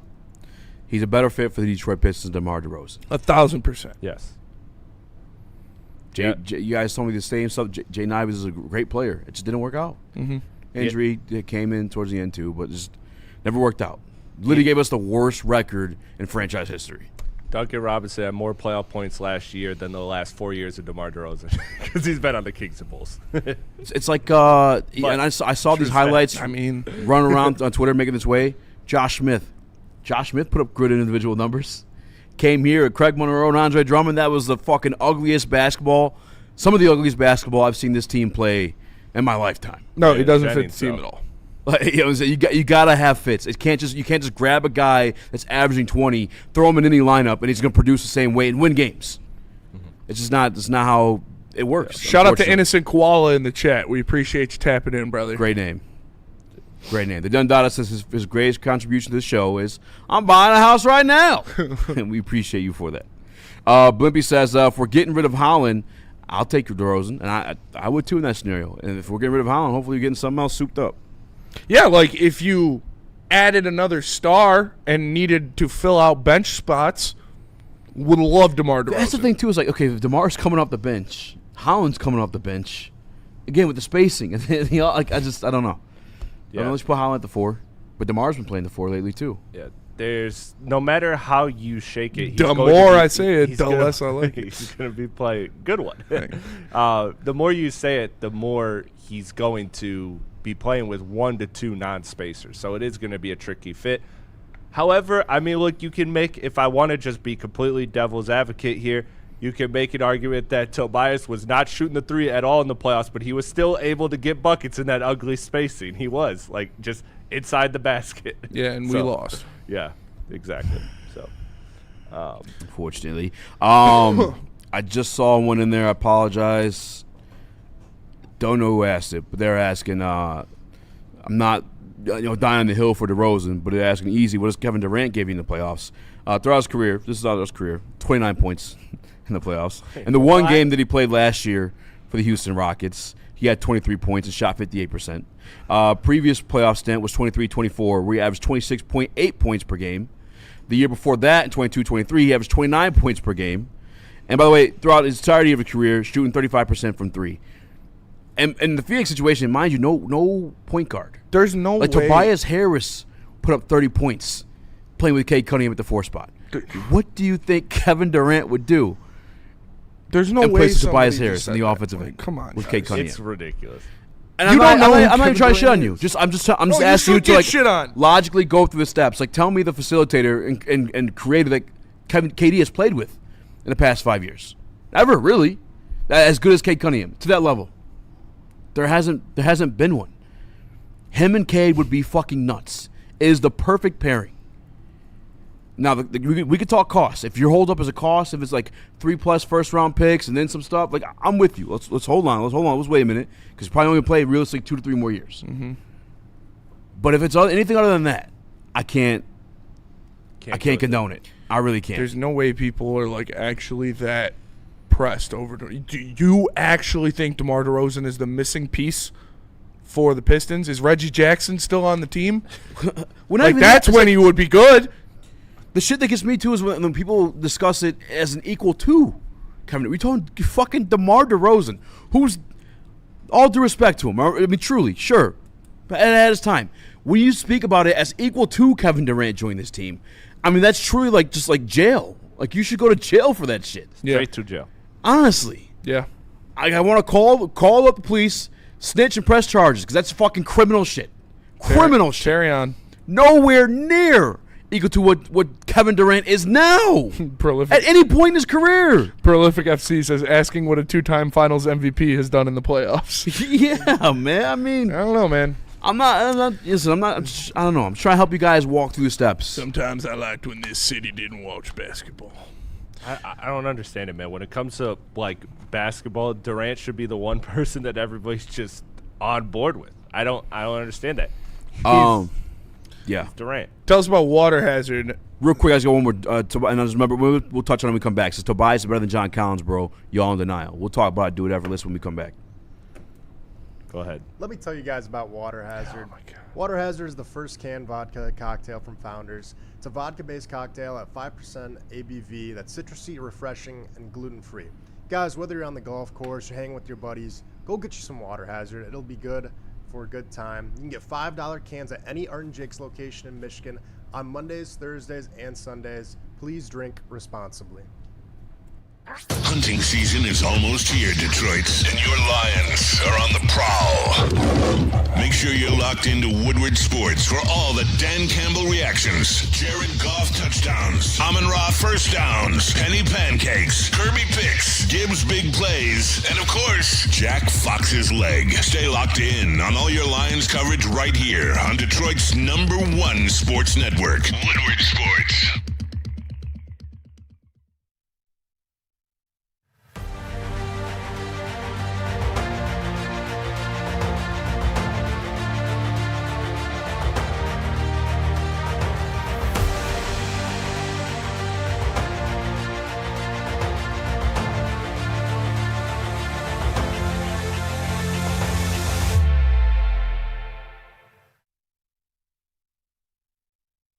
It's game on at Art and Jake's. Wings, burgers, pizza, and ice-cold drinks served up with attention to detail. Wall-to-wall TVs, great service, and a vibe that keeps your crew coming back. Art and Jake's, a sports bar setting with a fine dining flavor. A ton of fun, a ton of sports, and a ton of man meat. Welcome to the Woodward Heavyweights, live daily 5 to 7 p.m. on Woodward Sports. Mad Packs. Go to getmadpacks.com and find a store near you carrying the best product in the game. They got the Boom Chocolate 200 milligram hash rosin gummies, or the High-Low 200 milligram live resin gummies. So go check them out. Get some Mad Pack extracts as well. Mad Flavor, Mad High, Mad Packs. Getmadpacks.com. There's a gentleman in the chat right now, call himself an aficionado of basketball. Okay. It's the same gentleman who compared Kevin, I'm sorry. Let me backtrack, because I'm too flustered by it. Amari Stoudemire to Jalen fucking Dirt. That we're supposed to look at you as the basketball aficionado. What are we doing? What are we doing, man? Drop the pipe. Crack is whack. Stop doing drugs, goddammit. The weed. Put the bottle down. Whatever you're using, stop it. Please. For the love of God. Stop it. Get some help. Thank God you have a screen name. If your government was out there, I'd call your family and tell them I'm concerned. What the fuck are we doing? What are we doing? I do want to get to a comment, though, before we went to break. It was Do It Effortlessly, who says we're in denial as a channel because Tobias is better than John Collins. And I think in certain contexts, yeah, you can say that. But I also think context matters, too, where you look at situations that Tobias was in versus John Collins. Yeah. Like, Tobias playing with a stacked 76ers team. Tobias playing with a great playmaking point guard, maybe the best playmaking point guard in the league right now, and Cade Cunningham. Like, I think those set up Tobias for better situations than John Collins has seen in previous years. I think John Collins has every ability to be what Tobias was for us last year outside of the mid-game. You know what I'm saying? Those turnaround fadeaways Tobias was hitting, I wouldn't expect that out of John Collins. Yeah. But remember, those were also like desperation shots too, because we had no offense. No one else could get you a bucket in certain moments. Yeah. And that was even Cade off the floor. Tobias doing those things. John Collins, I think, is a 42% three-point shooter from the corner where Cade Cunningham's going to feed him. I think fit-wise, John Collins can give you close to what Tobias did. He gave you 30 points in the playoffs. I can't sit here and tell you that John Collins is going to do that for us. Yeah. I look at the things John Collins does better than Tobias Harris. One, being a lob threat, being the pick and roll, an actual pick and roll real option for Cade Cunningham in the offense. Two, the ability to play small ball 5, which is something that Tobias couldn't do. And then 3, the shooting efficiencies on open and corner threes. He was about a 10% better three-point shooter than Tobias Harris on open three-point attempts, and about a 5% better three-point shooter than Tobias Harris on corner three-point attempts. On top of that, I think he is a more versatile and more athletic defender, which J.B. Bickerstaff will get the best out of. I think we saw Tobias Harris putting great defense on Karl Anthony Towns in the playoffs under J.B. Bickerstaff. I think he will get even that even more out of a John Collins. Now, is he a no doubt improvement from Tobias Harris? No. I mean, it's kind of a linear move. I think he does a little bit better things to fit what the Pistons need, maybe, but that's still that is a reserve, or that is dependent on them getting another shot creator as well, because Tobias was your second best shot creator last season. So that part will be missed, but I think they both do things. Like, if you want to argue one's better than the other, again, I'm not going to freak out either way. I think John Collins is younger, more versatile, and is a better open three-point shooter than Tobias. And $10 million less. Yeah. That's why you went with John Collins. Yep. And Tobias said, too, like at some point, maybe some of the conversations were he wants to go win a ring. The sun's settling down. He said that when he departed, did he not? That I want to play with an organization that's serious about winning a championship. Things aligned. The Spurs were just in the finals. Yeah, things aligned for him, and I'm not tripping about the Tobias thing because I think he's going to do 1 or 2 years in San Antonio, and I think he's going to be right back here. I truly do. I think that there comes a point in time where he will take a pay cut to be a Detroit Piston. It just wasn't this time because I can't blame him. He got an offer on the table that met his needs and gave him the ability to chase a championship. Can't be mad at that. John Collins is better, though. John Collins is just better. Okay. I mean, you guys said most of it. I mean, better corner three-point shooter, more versatile as an offensive weapon. Obviously, he doesn't have the shot creation that Tobias has. So, and that's obviously a clear value that the Pistons need. So, assuming that the Pistons address that at some point in this next calendar year, then the Pistons will be better off with John Collins than they will be with Tobias Harris today. Because you got to remember, too, Tobias was at that age where any offseason he could slip. Remember how rough he looked to start the beginning of the year?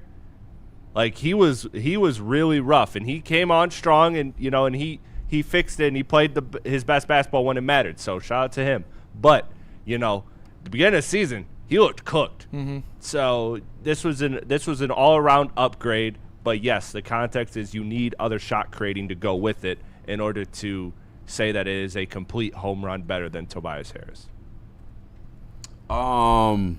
Kobe saying that DeMar 313 Kobe, that is, shout out for listening. Appreciate you. Appreciate your contributions, although they're absolute fucking trash. I don't believe you know basketball.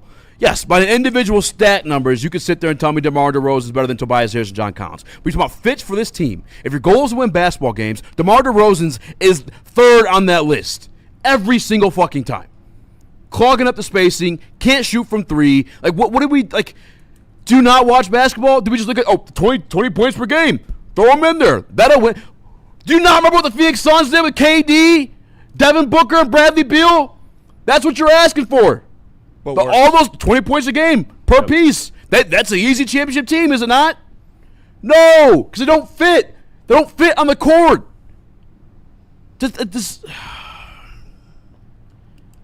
I don't know, man. This 2K generation, these old people. I don't know what's going on in the chat today. Is it the butt virus that's going around? Could be the butt virus. I got everybody literally shitting their brains out because they're talking dumb as fuck. I don't know, man. COVID-19. I love you, and I love the contributions to the chat, but I'm not going to sit here and pretend like DeMar DeRozan is a better fit for this team or fit at all for this team than John Collins or Tobias Harris. But, I mean, check the chat record. What has DeMar DeRozan done the past 5 years in the playoffs? He hasn't actually been in the playoffs because he doesn't play winning basketball. I mean, yeah, it's DeMar DeRozan's not a 4. And he's definitely not a 4 in a good team. Yeah. So, shit, man. Like, it's frustrating, but I think that you can look at this offseason and say, okay, Trajan, you did everything you needed except obviously the most important thing, but you tried your ass off doing it. And I don't want to give everybody pat on the backs because pat on the backs don't bring championships, but I do think you can look at this offseason and there's no reason to lose faith in Trajan. Like I can't see that. I can't see how this offseason did anything but increase faith in Trajan. Would you guys agree or disagree with that? No, I wouldn't say it increased the faith in him at all. I think it stayed the same at the very least, or lessened your faith in him. I think it increased it because I point to moves like tough moves that typical GMs in town. And you agreed with me when I said this, that the GMs in town weren't able to make. Yeah, but I'm not like basing Isaiah him Stewart off of and all other that. GMs in town. I'm basing him off other GMs in the NBA. And no, nothing that he's done this year really, like, maybe it didn't make me feel any worse about him either. Right. But I can't be like, oh, look what he did for Isaiah Joe. He's a top 5 GM in the sport. Like, no, I still need him to do something that we can judge, something of real substance. And he hasn't yet. Danny G says, y'all chasing off new viewers. Listen, brother, I said thank you for your contributions. I appreciate them. I do. I'm just responding to them. If people want to talk shit, I can talk shit back. This is America. America. What the fuck are we doing, Danny G? You guys comment all dumb shit you want. If it's dumb, I'm going to call it dumb. Of course, it's my opinion. Obviously, you think it's brilliant stuff. I think it's fucking dumb. I'm not going to pretend like it's I don't know, man. I don't know. But I do appreciate him in the chat, though. I do. I'm just responding to it. That's all. So I know you were locked in with that, but my question of like, because I think I'd be a bigger asshole if I ignored it. I think that's he wants a fair to be heard. argument. That's why he's commenting. No, I think that's a fair argument. I asked Spencer when it came to Trajan like this offseason because there are the people that kind of are upset with him. I feel like there's nothing this offseason he's done that could have lost you faith. I think if anything, it probably stayed the same or you gained it. I gained a little bit of faith just because of the aggressiveness that I saw from him. What aggressiveness? I mean, the fact that he was reported to everybody. I know that again, pat on the backs don't get championships. I fully understand that, but I think that seeing that at least gave me a little bit more reassurance that he's going to get it done. Yeah, but I'm not increasing my thought of it. Your faith in he him, hasn't done anything yet of real substance. Yeah. He's done a good job replacing pieces. He's done a good job fitting the roster around Cade, which, again, we shouldn't be, like, applauding that. Like, that should be basic GM 101 is to fit your roster around your superstar 6'7" point guard. Like, it should be pretty easy to do. I know, Troy Weaver really struggled with that one, and so did Monty Williams. But he's done a good job of not fucking up. I will say that. He's done a good job of adding marginal pieces, but I will not be swayed one way or another until I have an actual move of substance that I can judge. It's fair. It's fair. Shout out to Tanaj. He says at age 22, Jalen Durant averaged 19.5 points, 10.5 rebounds, at 11.5 shots per game. Conversely, at the same age, Amari Stoudemire averaged 26 points. That feels like a big fucking difference. Whatever. It does. 26 points and 8.9 rebounds on 16 field goal attempts. I know ball. Brother, go find a closet and sit in it. Don't even leave the light off. You need to be alone with your thoughts and work that one out. So he's 8 points better. But again, and as Chris said, and the end result is he doesn't deserve the contract either way because Amari Stoudemire got paid and never won a championship. So, like, what are you fighting for? Just find that Even closet. if it were right, it's the wrong result. Thank you. Fighting for somebody else's pockets is crazy. Unscrew the light bulb. Make sure there's no lights. It's a deprivation tank. All right, just sit in the darkness alone for a little bit and just work your way through that one. Please. We love you, Tanaj. I want you to be better. I really do. With that, we're gonna break. Spencer needs a high-priced shams bomb to judge, not the yearly growth of the basketball team. No, the yearly growth of the basketball team has shown me what I've agreed with Trajan in and why I like Trajan and why I said he's the second best GM in this town. But I'm not going to bust my nut over John Collins. Like, what the fuck are you talking about? Has what he's done this offseason made you say, you know what, he's the best GM in basketball? No, it shouldn't. He hasn't done anything that's big enough to sway that this offseason. The growth that he's shown is why I already believe of him as what he is. You guys just fucking say shit. I swear to God, man. The Dundada, yo, sit in the closet is kind of dope. It is. That's why I'm recommending it to my man. You know, go in there, fight those demons. Aaron Rodgers' darkness to treat. Yeah. So with your thoughts? Not a lot of space in the closet. You know what I'm saying? Put those demons back against the wall. They can't go nowhere. You just beat them up. Beat them up. All right, let's go to break. Come back. We got some line stuff, too, now. You guys tell me what you want to talk about in the Woodward Sports Chat. But first, we got to tell you guys about Thrive. Let me tell you about Thrive. Most people think energy comes from a 16-ounce can full of sugar and neon-colored liquid. But you guys know better than that. Come on. It's time to upgrade your game with Thrive energy pouches. This isn't your daddy's dip. It's tobacco-free, nicotine-free, mental powerhouse.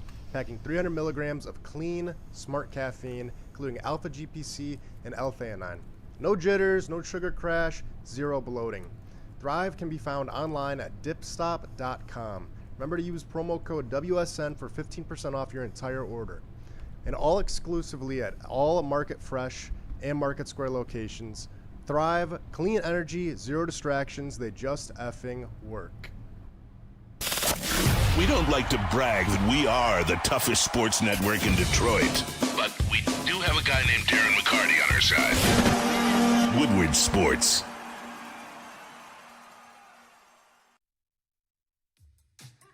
How do people feel about getting a Planet Fitness membership for $15 a month? How do they like working out in a clean and spacious gym that's filled with equipment for every workout? And how about free fitness training in the judgment-free zone that leaves them feeling energized all day long? Join Planet Fitness today with the free PF app online or in club and start getting that big fitness energy for $15 a month. For more Detroit Tigers coverage, make sure you subscribe to Woodward Tigers on YouTube. All Tigers, all the time. For the hardcore Detroit sports fans who can't get enough of the Motor City's teams. All season long, you'll get non-stop Tigers content from on-field interviews, post-game reactions, and roundtable insight from Woodward Sports. Shout out to Amnesia and the Switch. Make sure you guys go check it out. 2 flavors of THC diamonds in one vape. It's awesome. You can find it at pretty much any location near you, any place that sells weed or weed accessories. You know they got that Amnesia pack. So get the new Switch. It's awesome. It's delicious. You know I got that Switch on me. You know I got that Switch talk. What up, though? Welcome back to Whatever It's Live, WoodsportsChat.com. Easy to watch more reaction. Chris. Here. Skywalker in the building. Smash like button, be friend, tell a friend, and share the stream. There is one topic in here because I see the vote in there. So far, you guys are picking Pistons. Boona recommended the Detroit Pistons sign Ben Simmons today. Dude, boo this man. That's timeout. That's timeout. It's timeout? Absolutely. You said DeMar DeRozan brings you no spacing? What about Ben Simmons brings you spacing? He is going to be on the floor with one, if not two, of Ron Holland, Asar Thompson, or Jalen Duren at all times. That is a terrible fit. I get that he sees that there could be some value in Ben Simmons, although I actually don't really even agree with that because I mean the guy was just like I don't think he's able to handle the bright lights of basketball. But even if he is, even if I give him that grace, the fit on this team, especially, this would be the worst fit for Ben Simmons in the NBA. What would be a worse fit? I mean, I don't know. DeMar DeRozan. The Kings would be great because they'd have no televised games, no pressure. But the thing with Ben Simmons, and you were 100% right. I was going to make maybe an argument for it, but I just listened to you. Thank God you went first. I will say that Ben can create for other guys. You know what I'm saying? But again, like you said, though, the other guys can't shoot. Yeah. The other guy, the other guys with them can only operate the rim as well. So it's like you are correct. And Ben Simmons doesn't even shoot. Remember that's why he's out of the league. I guess I'll root for Ben Simmons as a player to come back and have success in the NBA. Sure, you're a fishing champion. I thought you would have just went on, just tried to defend your legacy there. But welcome back to the NBA, buddy. Wish you the best. And shout out in the chat to where is it? LM31313. Hi Spenny, big fan. Is Stephen Wolf in your top 15 Lions of all time? I'd have to put him up there. He hits the gap really hard. He's a very versatile player. Long, girthy. Stephen Wolf. He definitely fucks the competition. That's Johnny Sin's real name. I had to Google it. I didn't just know that offhand. But all right. You're really taking pounding out there. Yeah, really taking pounding out there. No, I don't want Ben Simmons. Oh my God. I'd rather have DeMar DeRozan. Off the top 3 and 3, what the fuck y'all dog DeRozan but say Ben Simmons? We didn't say Ben Simmons, brother. No. We just brought up the topic somewhere earlier. And we've clearly all said no. Yeah, I absolutely do not want Ben Simmons anywhere near my team or locker room. He sucks. He's a mental midget. Yeah. Let alone not shooting threes. He can't make shots, period. Yeah. It's like Asar, but not good at defense. No, thank you. Let's bring Ben Simmons to the dog pound, right? Let's bring him around all these junkyard dogs, right? That fits. That's a great fit. Yeah. Let's do that. Yeah. I like that. How about it? Shout out to the NC. He's preaching the patience for Trajan. And I'm with you with the progression. It's been there for sure. And some of it's been some obvious shit, like getting Cade to stretch for. That's I don't know why our boy Troy was so far against it. You know what I'm saying? Yeah. That was a simple fix. The thing is, and I know you listen to Koo as well. We've had Koo on the show recently. Koo had opened or broadcasted the Pistons window as up to 2029 because when you do a PSR, you do re-sign Cade under the current CBA. Yes. You ain't going to have a lot of space to go grab someone and go get it like you do right now. And the other situation, too, with the opportunity to go get it right now, is your competition, the Raptors, the 76ers, the Cleveland Cavaliers who just beat you. They all took leaps this offseason, outside the Cavs. I'm only saying the Cavs because I'm predicting LeBron James probably goes there. Mm-hmm. But they already beat you anyway, right? They smoked you out in the playoffs. It is right now. It is right now. I got time to wait till Cade's 27 under the current CBA. I don't think it's going to work out that way, in my personal opinion. After you pay Asar, after you pay Cade, whoever else down the line too. I don't know, man. I don't see it that way. Especially with Asar, kind of really offering you one side of the court right now. With all due respect to him, I hope you know by now I love Asar Thompson. Mm-hmm. I fought tooth and nail for him against our guy Nick. It's just you got to get it before that 29. Yep. This is where I'm at with it. Absolutely. You're seeing it now. These windows for, I think it was you that said 5 years. I'm like, I don't even know if you can have a 5-year window anymore unless one of your best players is on a rookie contract. That's the only way you can. This is the NFL now. You are in a constant state of 2 to 3 years. You get your shot. That's it. And then you got to retool and figure out some shit. That's what's going to happen right now to the New York Knicks. After this year, they're going to have to figure some stuff out. Yeah. They're going to have to figure some stuff out. They're going to have to reset, rebuild. Brunson's not going to take another pay cut. Yeah, no, that's not going to happen. Boston, you've seen that. They just said, all right, we got to reset our future. We got to shuffle the decks here.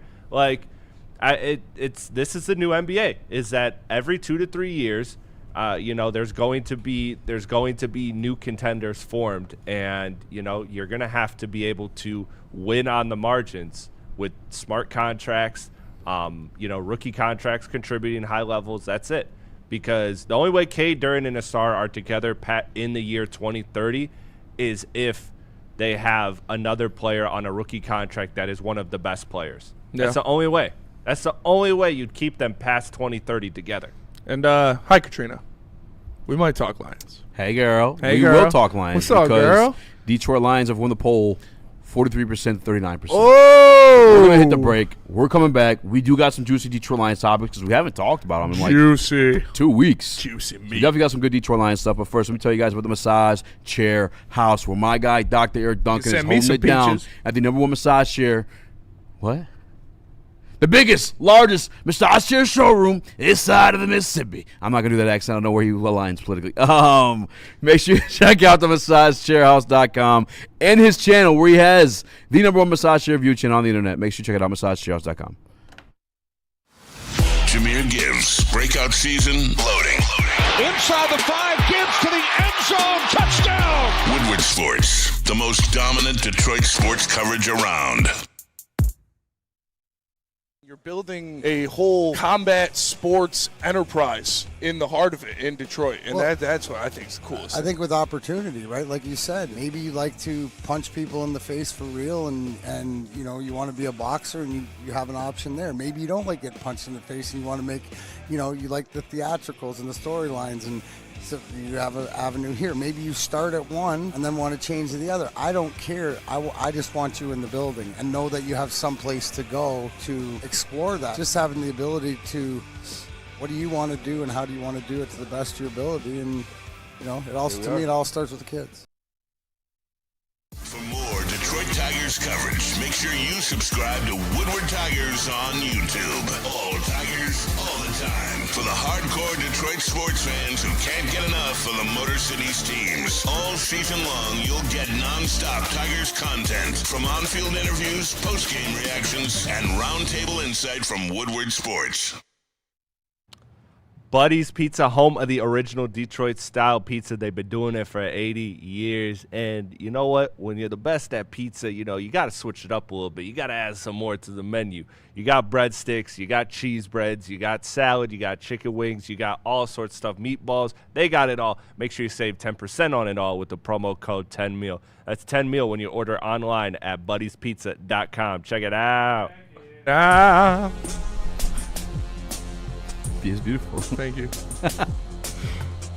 Detroit Lions.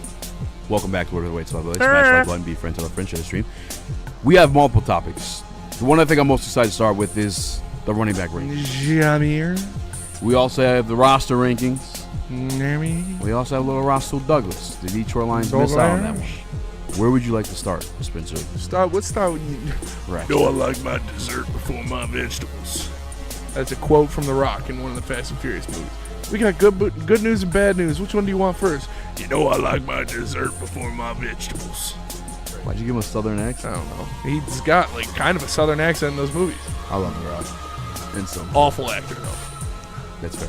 The Rock's literally only got like 2 good movies. He looks ridiculous as like the live action Maui. Yeah, he looks ridiculous. Yeah, he's too old. I love him. I love The Rock as a person, yeah, and as a wrestler, but as an actor, there have been much better actors come out of WWE. Which one of these topics is your dessert? The running backs. Let's go. Yeah, that's what I'm thinking too. Yeah. So ESPN, they do this every year, or at least the last 2 years. I can speak on for sure. Is they get an anonymous executives, coaches, scouts from around the NFL, and they have them fill in their top 10, whatever position. This year, the first one to come out was the running backs. Now, on the running back list, Jahmyr Gibbs was in the top 3. But he was not 3. And he was not 1. So he was 4. Here's the top 3. So the top 3 you have there, Bijan Robinson, Jahmyr Gibbs, and Saquon Barkley. I've always called Ja a top 3 running back. I don't think anyone's disagreeing with that top 3. Like no, I mean like not order, but like those are the top just 3 those names? best ones for sure. That's fair. Could you make a debate for Christian McCaffrey though? No. No? Racist. He's injured way too much, and he almost doesn't even like play a running back position. I feel like he's like an everything. He's kind of what I want Ja to become. He's a weapon. He's a weapon. Bijan Robinson ranked over Jahmyr Gibbs. Is that wrong or right? I think they're 1A, 1B. Like I think it's so close. Weak. I don't want to let. I think it's right. I think Bijan Robinson is right. the best running back in the league, and I think he is a better all-around running back than Jahmyr Gibbs. I think Jahmyr Gibbs is a better weapon. I think he's more explosive. I think when you look at if I need one play to take it to the house, I would lean to Jahmyr Gibbs. But when I'm talking about who's a better running back pound for pound, I do think it's Bijan Robinson. I don't think it's by a lot. But I think he has more success running between the numbers. I think he's more hard to take down as the first tackler. I'll say the first point of contact. Yeah. Because Jahmyr Gibbs is hard to take down with one guy. But I think when contact is put on you, I think Bijan Robinson is harder to take down. So I would lean Bijan over Jahmyr. I'm with you. But I think it is pretty close because as much as between the tackle stuff and the fighting through contact stuff does favor Bijan Robinson, this game is about scoring touchdowns. And nobody has scored more touchdowns at the running back position than Jahmyr Gibbs since he's come into the league. That guy is a game breaker. And that, too, like, what's better? You give the ball to a guy 5 times and he gets you 5 yards every time, or you give the ball to a guy 5 times and on one of those he takes it for 60. So, Bijan has that capability as well. He is he's an explosive back in his own right, but Jahmyr Gibbs is lightning personified. And if you want to choose one or the other, I'm not going to be mad at you. Seth, I'm with you.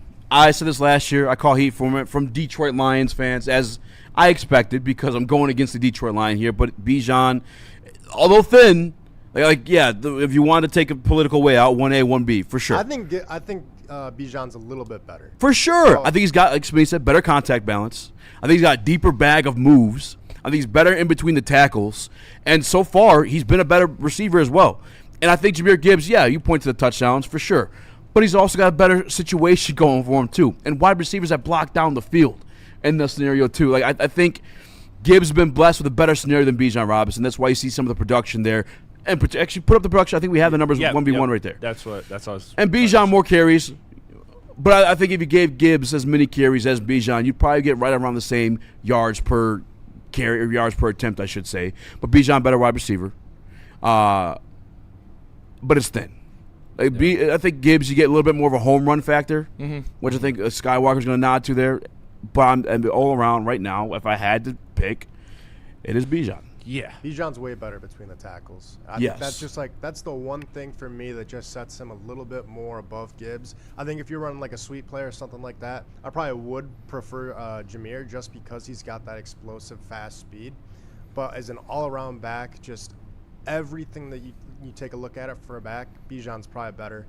And I like Gibbs a lot. I think he fits for his team, but Bijan just has that just little bit more over Gibbs. Do you think though that Gibbs is a better fit here in Detroit than Bijan would be, or would you just take the better pound for pound running back, understanding the context? I think last year you could say Gibbs would be a better fit in Detroit than Bijan would be, but now when you're looking at lead back status, I think Bijan has the ability to carry the lead back better than he's stronger. Gibbs. Yeah. I mean, he's a little bit more powerful when he runs. And he bounces off of guys. He got great contact balance. I do think Gibbs will be fine as the lead back. I think he might be the number one back in football this year based off of offense and what, I think the Lions offense is going to be much better than the Atlanta Falcons offense, but they're going to feed Bijan.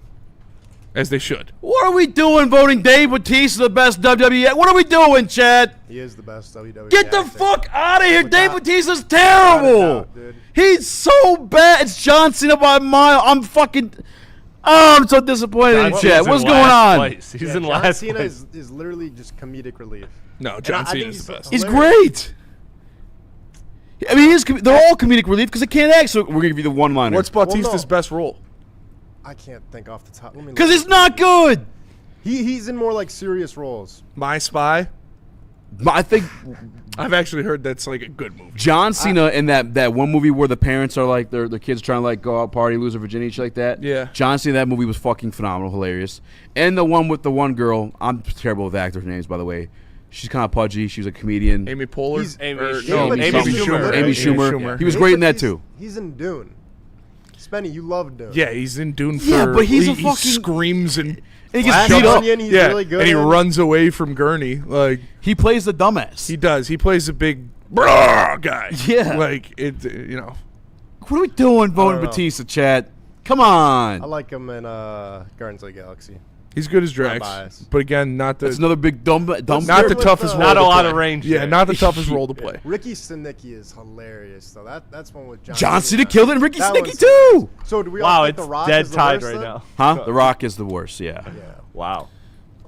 Kevin What? Nash is better. It was than like Rock. dead tied for a second. It's John. Okay. All right. I'm all right, chat. We're forming our way through here. I think you conformed. Ricky everybody. Stenicki, great movie. You guys haven't seen it. You have Amazon Prime. I haven't You seen reward. it. Don't be sheep. Worth a watch. So funny. Don't Worth be a watch. sheep, chat.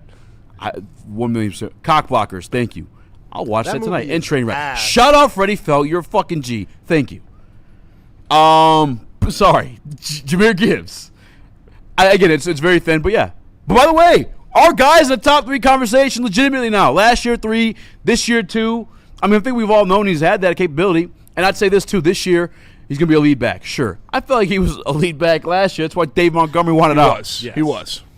It's not a bad thing to be arguing. I don't want anybody to get pissed off about this. I mean, if you Josh your favorite player, sure, go for it. But I think we should be happy that our guy is even in the conversation. Just a little validation there, no? It just proves like how elite the Lions roster really is, and that we take for granted that we have multiple players in multiple different positions groups, inarguably at the very least top 5 at their position. Like when you look at linebacker, edge, wide receiver, running back, tight end when healthy, safety, like you've got some of the best talent in the league. And Jahmyr Gibbs is probably the most exciting player to watch in the NFL, outside of maybe his teammate Jameson Williams. Yeah, Jahmyr Gibbs is probably the number 1 for me. He just, I mean, any given moment, man. Take it to the crib. The Giants game, that OT run was fucking nuts. And we had New York Nick behind us too, Nick Lucido. Yeah. That's fucking awesome. Yeah. Turn around and talk a little bit of shit to him. Nick Lucido. Shout out to Nick Lucido. Fuck your Knicks. Shout out. He kept saying the same thing. I want to know what the excuses are going to be. We lost. Like, if they lose, there's no excuses. They lost. Yeah, no excuse. He kept pulling the Neil.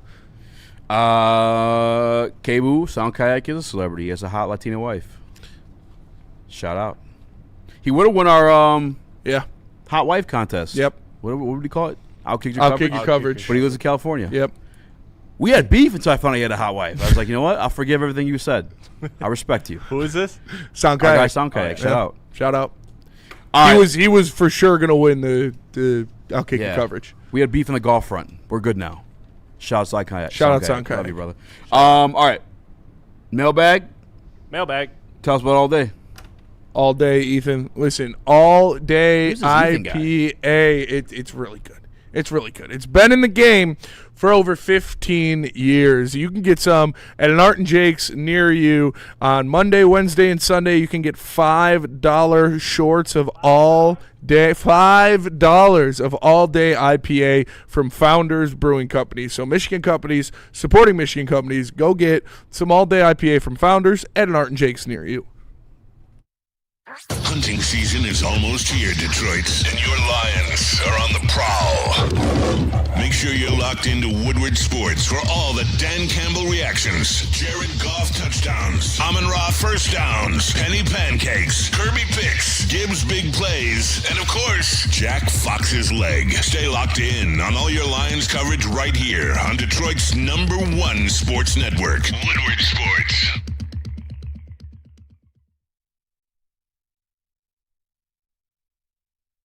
Some days call for light, others lean bold. What about everything in between?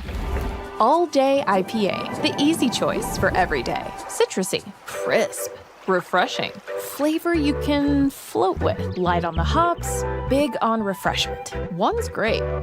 2, even better. Brewed with you in mind. No shortcuts, no fuss. Big on flavor, never too much. All day IPA. Hop into easy.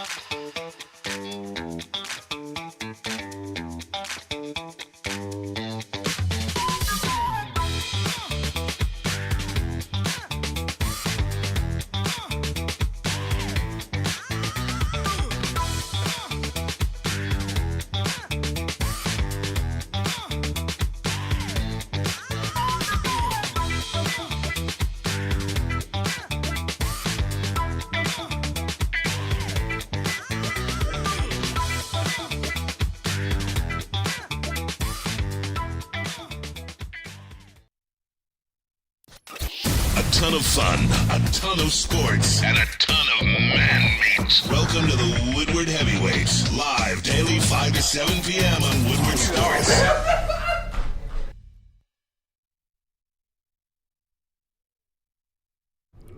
Loom, say hi. Loom.com. Go to loom.com to find a location near you today. Use promo code WSN30 to get 30% off your order. And make sure you check out some of those buzzing energies. 100 milligrams of caffeine, 7.5 milligrams of THC in a can. They're great. They'll keep you going and mellow you out at the same time. It's kind of crazy. Get some Loom near you today at loom.com. WSN30, get 30% off. It's Loom Cannabis. What up, though? Welcome back to Whatever Waits, live on sports.com. We're doing a mailbag segment, but we did have our guy Skywalker who took the time. By the way, Steve-O Baby, I do remember the Marine. If I remember it correctly, I think I did like that one, but I could be confusing it with the sniper with Mark Wahlberg. I think that's what I'm thinking about, to be honest. That's Shooter. The Shooter? With Just Mark Shooter. Wahlberg? Okay. I think I'm confusing the two. That's a really good movie. That's a fire-ass movie. Yeah, that's He's up in the mountains to try and get him? Yeah. That's actually no. There's a story like, very similar. I mean, he is up in the mountains, but they like frame him for killing somebody. Yeah. Okay, that's the premise I just laid out to you. I'm thinking Yeah. of a different movie. Okay. Yeah, Shooter. You've never seen? Have you ever seen Shooter? No. Watch Shooter. That's a great movie. All right, well, Yeah. I'll watch a third of each of them. Fine. Mailbag. I think the Tigers need relief pitching. Who are you replacing besides Jansen? Says Rando Smalls. Well, I mean, Will Vest is injured, so you got to get somebody. Willie coming out the pin. Yeah, we can't just have No. Kiter running the last 3 innings of every game. Like, I love it, but No, I keep it going. I mean, you can't have him do it every night. What can't this guy do? He can't do it every night. Why not? I think he can.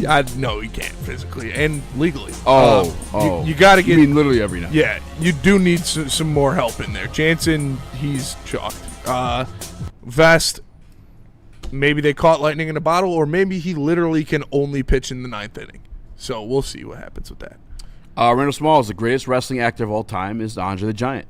The Princess and the Bride. Fucking phenomenal movie. Princess Bride. Seen that one. Yeah, whatever. You know what I meant. I'm guessing your number one running back on your list, Skywalker, was Jahmyr Gibbs. Number 1? Yeah. No, Bijan. He just said I that. said that, easy. I didn't Never hear him say listen. You never listen. Mailbag, much love, boys. Got my 3-month post-OP x-rays today, and after 3 years and 9 surgeries, my femur has finally healed. that. No way. We will be back racing motocross next summer. Hey, what's up, Shout out to DBK? DBK. Appreciate you, brother. You guys sent us some highlights of you riding. Yeah, glad Pause. that's all healed up, man. Get back on the horse, brother. Hell yeah, DBK. Mailbag from Steve-O Baby. Spencer, I'm so pumped. I can't believe college football is almost here. Yeah, 6 more weeks. Yeah. Till Michigan college State football's football back. right around the corner. Can't Let's wait. go. I mean, this year is going to be better than last year. I will say that. It's not saying much, but it'll be better. It'll be actual football. Like, we're actually going to watch a football team this year. Alessio's winning Heisman. You heard it here first. I fuck with Alessio, honestly. He's tough. I'm not going to read that one. Mailbag, what's a reasonable haul for Dylan Larkin? A reasonable haul for Dylan Larkin. I don't know. I honestly don't know because the price just keeps going up. When you see Leo Carlson is going to get $18 million a year, Leo Carlson is a better player than Dylan Larkin. Not that much better to make $10 million more a year. So Larkin's going to fetch you a pretty penny because the center market is depleted and ugly, and the price of good centers is starting at $12 million. And Dylan Larkin is at the very least a good center. Shout Evan Murphy, the super chat says, shout the guys. Can we get some funny stories last couple minutes, twin? I got one that I'm going to clean up for the air. I almost said it last week. But I was like 19. I got this girl, she's driving like an hour out, and we're just, we're doing what you do at 19. But she was like the first girl that like I could like experiment with. I'd like do like some shit I seen in movies. Yeah. Put your leg here. Yeah. Put your legs there. Slap you here, slap you there. And so, one night we're going at it. It's a great time. And I don't believe this story for a second. No, I know this one. I decided I've seen it in a movie. Again, I'm just trying things out there. She's letting everything's flying so far. She's like, what the everything fuck? but two things. And this is the first thing is I spat on her. I just fucking I spit on her. I can see it in the movies, it happens. She slapped the fuck out of me. But we kept going. So I don't know if it worked out or not. That's a funny story I wanted to share. I always wanted to say in there. There was one time that this was in East Lansing. My ear was ringing. Slapped the shit out of me. My boys came up. It was like, I think it was Halloween or something, and we were partying. And my boy Mustache wrestled in high school, and he's good at wrestling, but he's a smaller guy than me, and I had never wrestled, so we were pretty evenly matched, and we were going at it like on the front lawn of this house party, like violently wrestling each other. And niggas making love. The house, like the owner of the house, comes over and he's like, "All right, you guys got to get out of here, man. Like, come on, just stop, just leave, go to the." We stopped. I look at him dead in his eyes. I was like, "You're next." And then we just continued wrestling, and he walked away and didn't say anything to us for the rest of the party. So. One time I was at Central Michigan, a Halloween party. I forget the name of the house. It was like a known house at CMU. And I'm fucking wasted. And there's no railings in this porch. I may have told this one already on the air, to be honest with you. But I stepped on this girl's shoe, being a drunk ass. Yep. And her boyfriend shoved me. And there's no railing on the porch, so I flew off the porch. My entire football team is at this party at CMU. We got scrappers. Yeah. Tyler Conklin, Craig, you know what I'm saying? Shout out Craig. And so Craig, he's never one to spare words. He's just throwing punches. Shout out Craig. So we just got to fucking big-ass brawl. I'm fucking – the girl ends up falling off the porch too. We're both – I mean, she's like on me. I'm like holding her. And we're just watching everything. Because I'm fucked up. I'm not even fighting, dude. I'm just watching everything go down. My boy Gaines, shout out Gaines. Shout out Gaines. Big DT, big dude. People sag their pants. Gaines in the middle of the street, pants down to his fucking ankles. All ass. Just fucking sitting there going back and forth. Yeah. With this dude. Shout out. And I just sat there and watched the whole entire time with that guy's girlfriend. I was wasted. I was at this one party, and something similar happened. This is a high school party. And shout out to Craig, by the way, real one for having my back. Like somebody, got too drunk. One of my he was a friend of mine. He wasn't like one of my boys, but like, I went to a small school, so you pretty much know everybody, and he was a friend of mine. He was super like blacked out, and he, I don't know, like same kind of thing, like bumped into somebody's girl or something, and some guy like stuck him right away.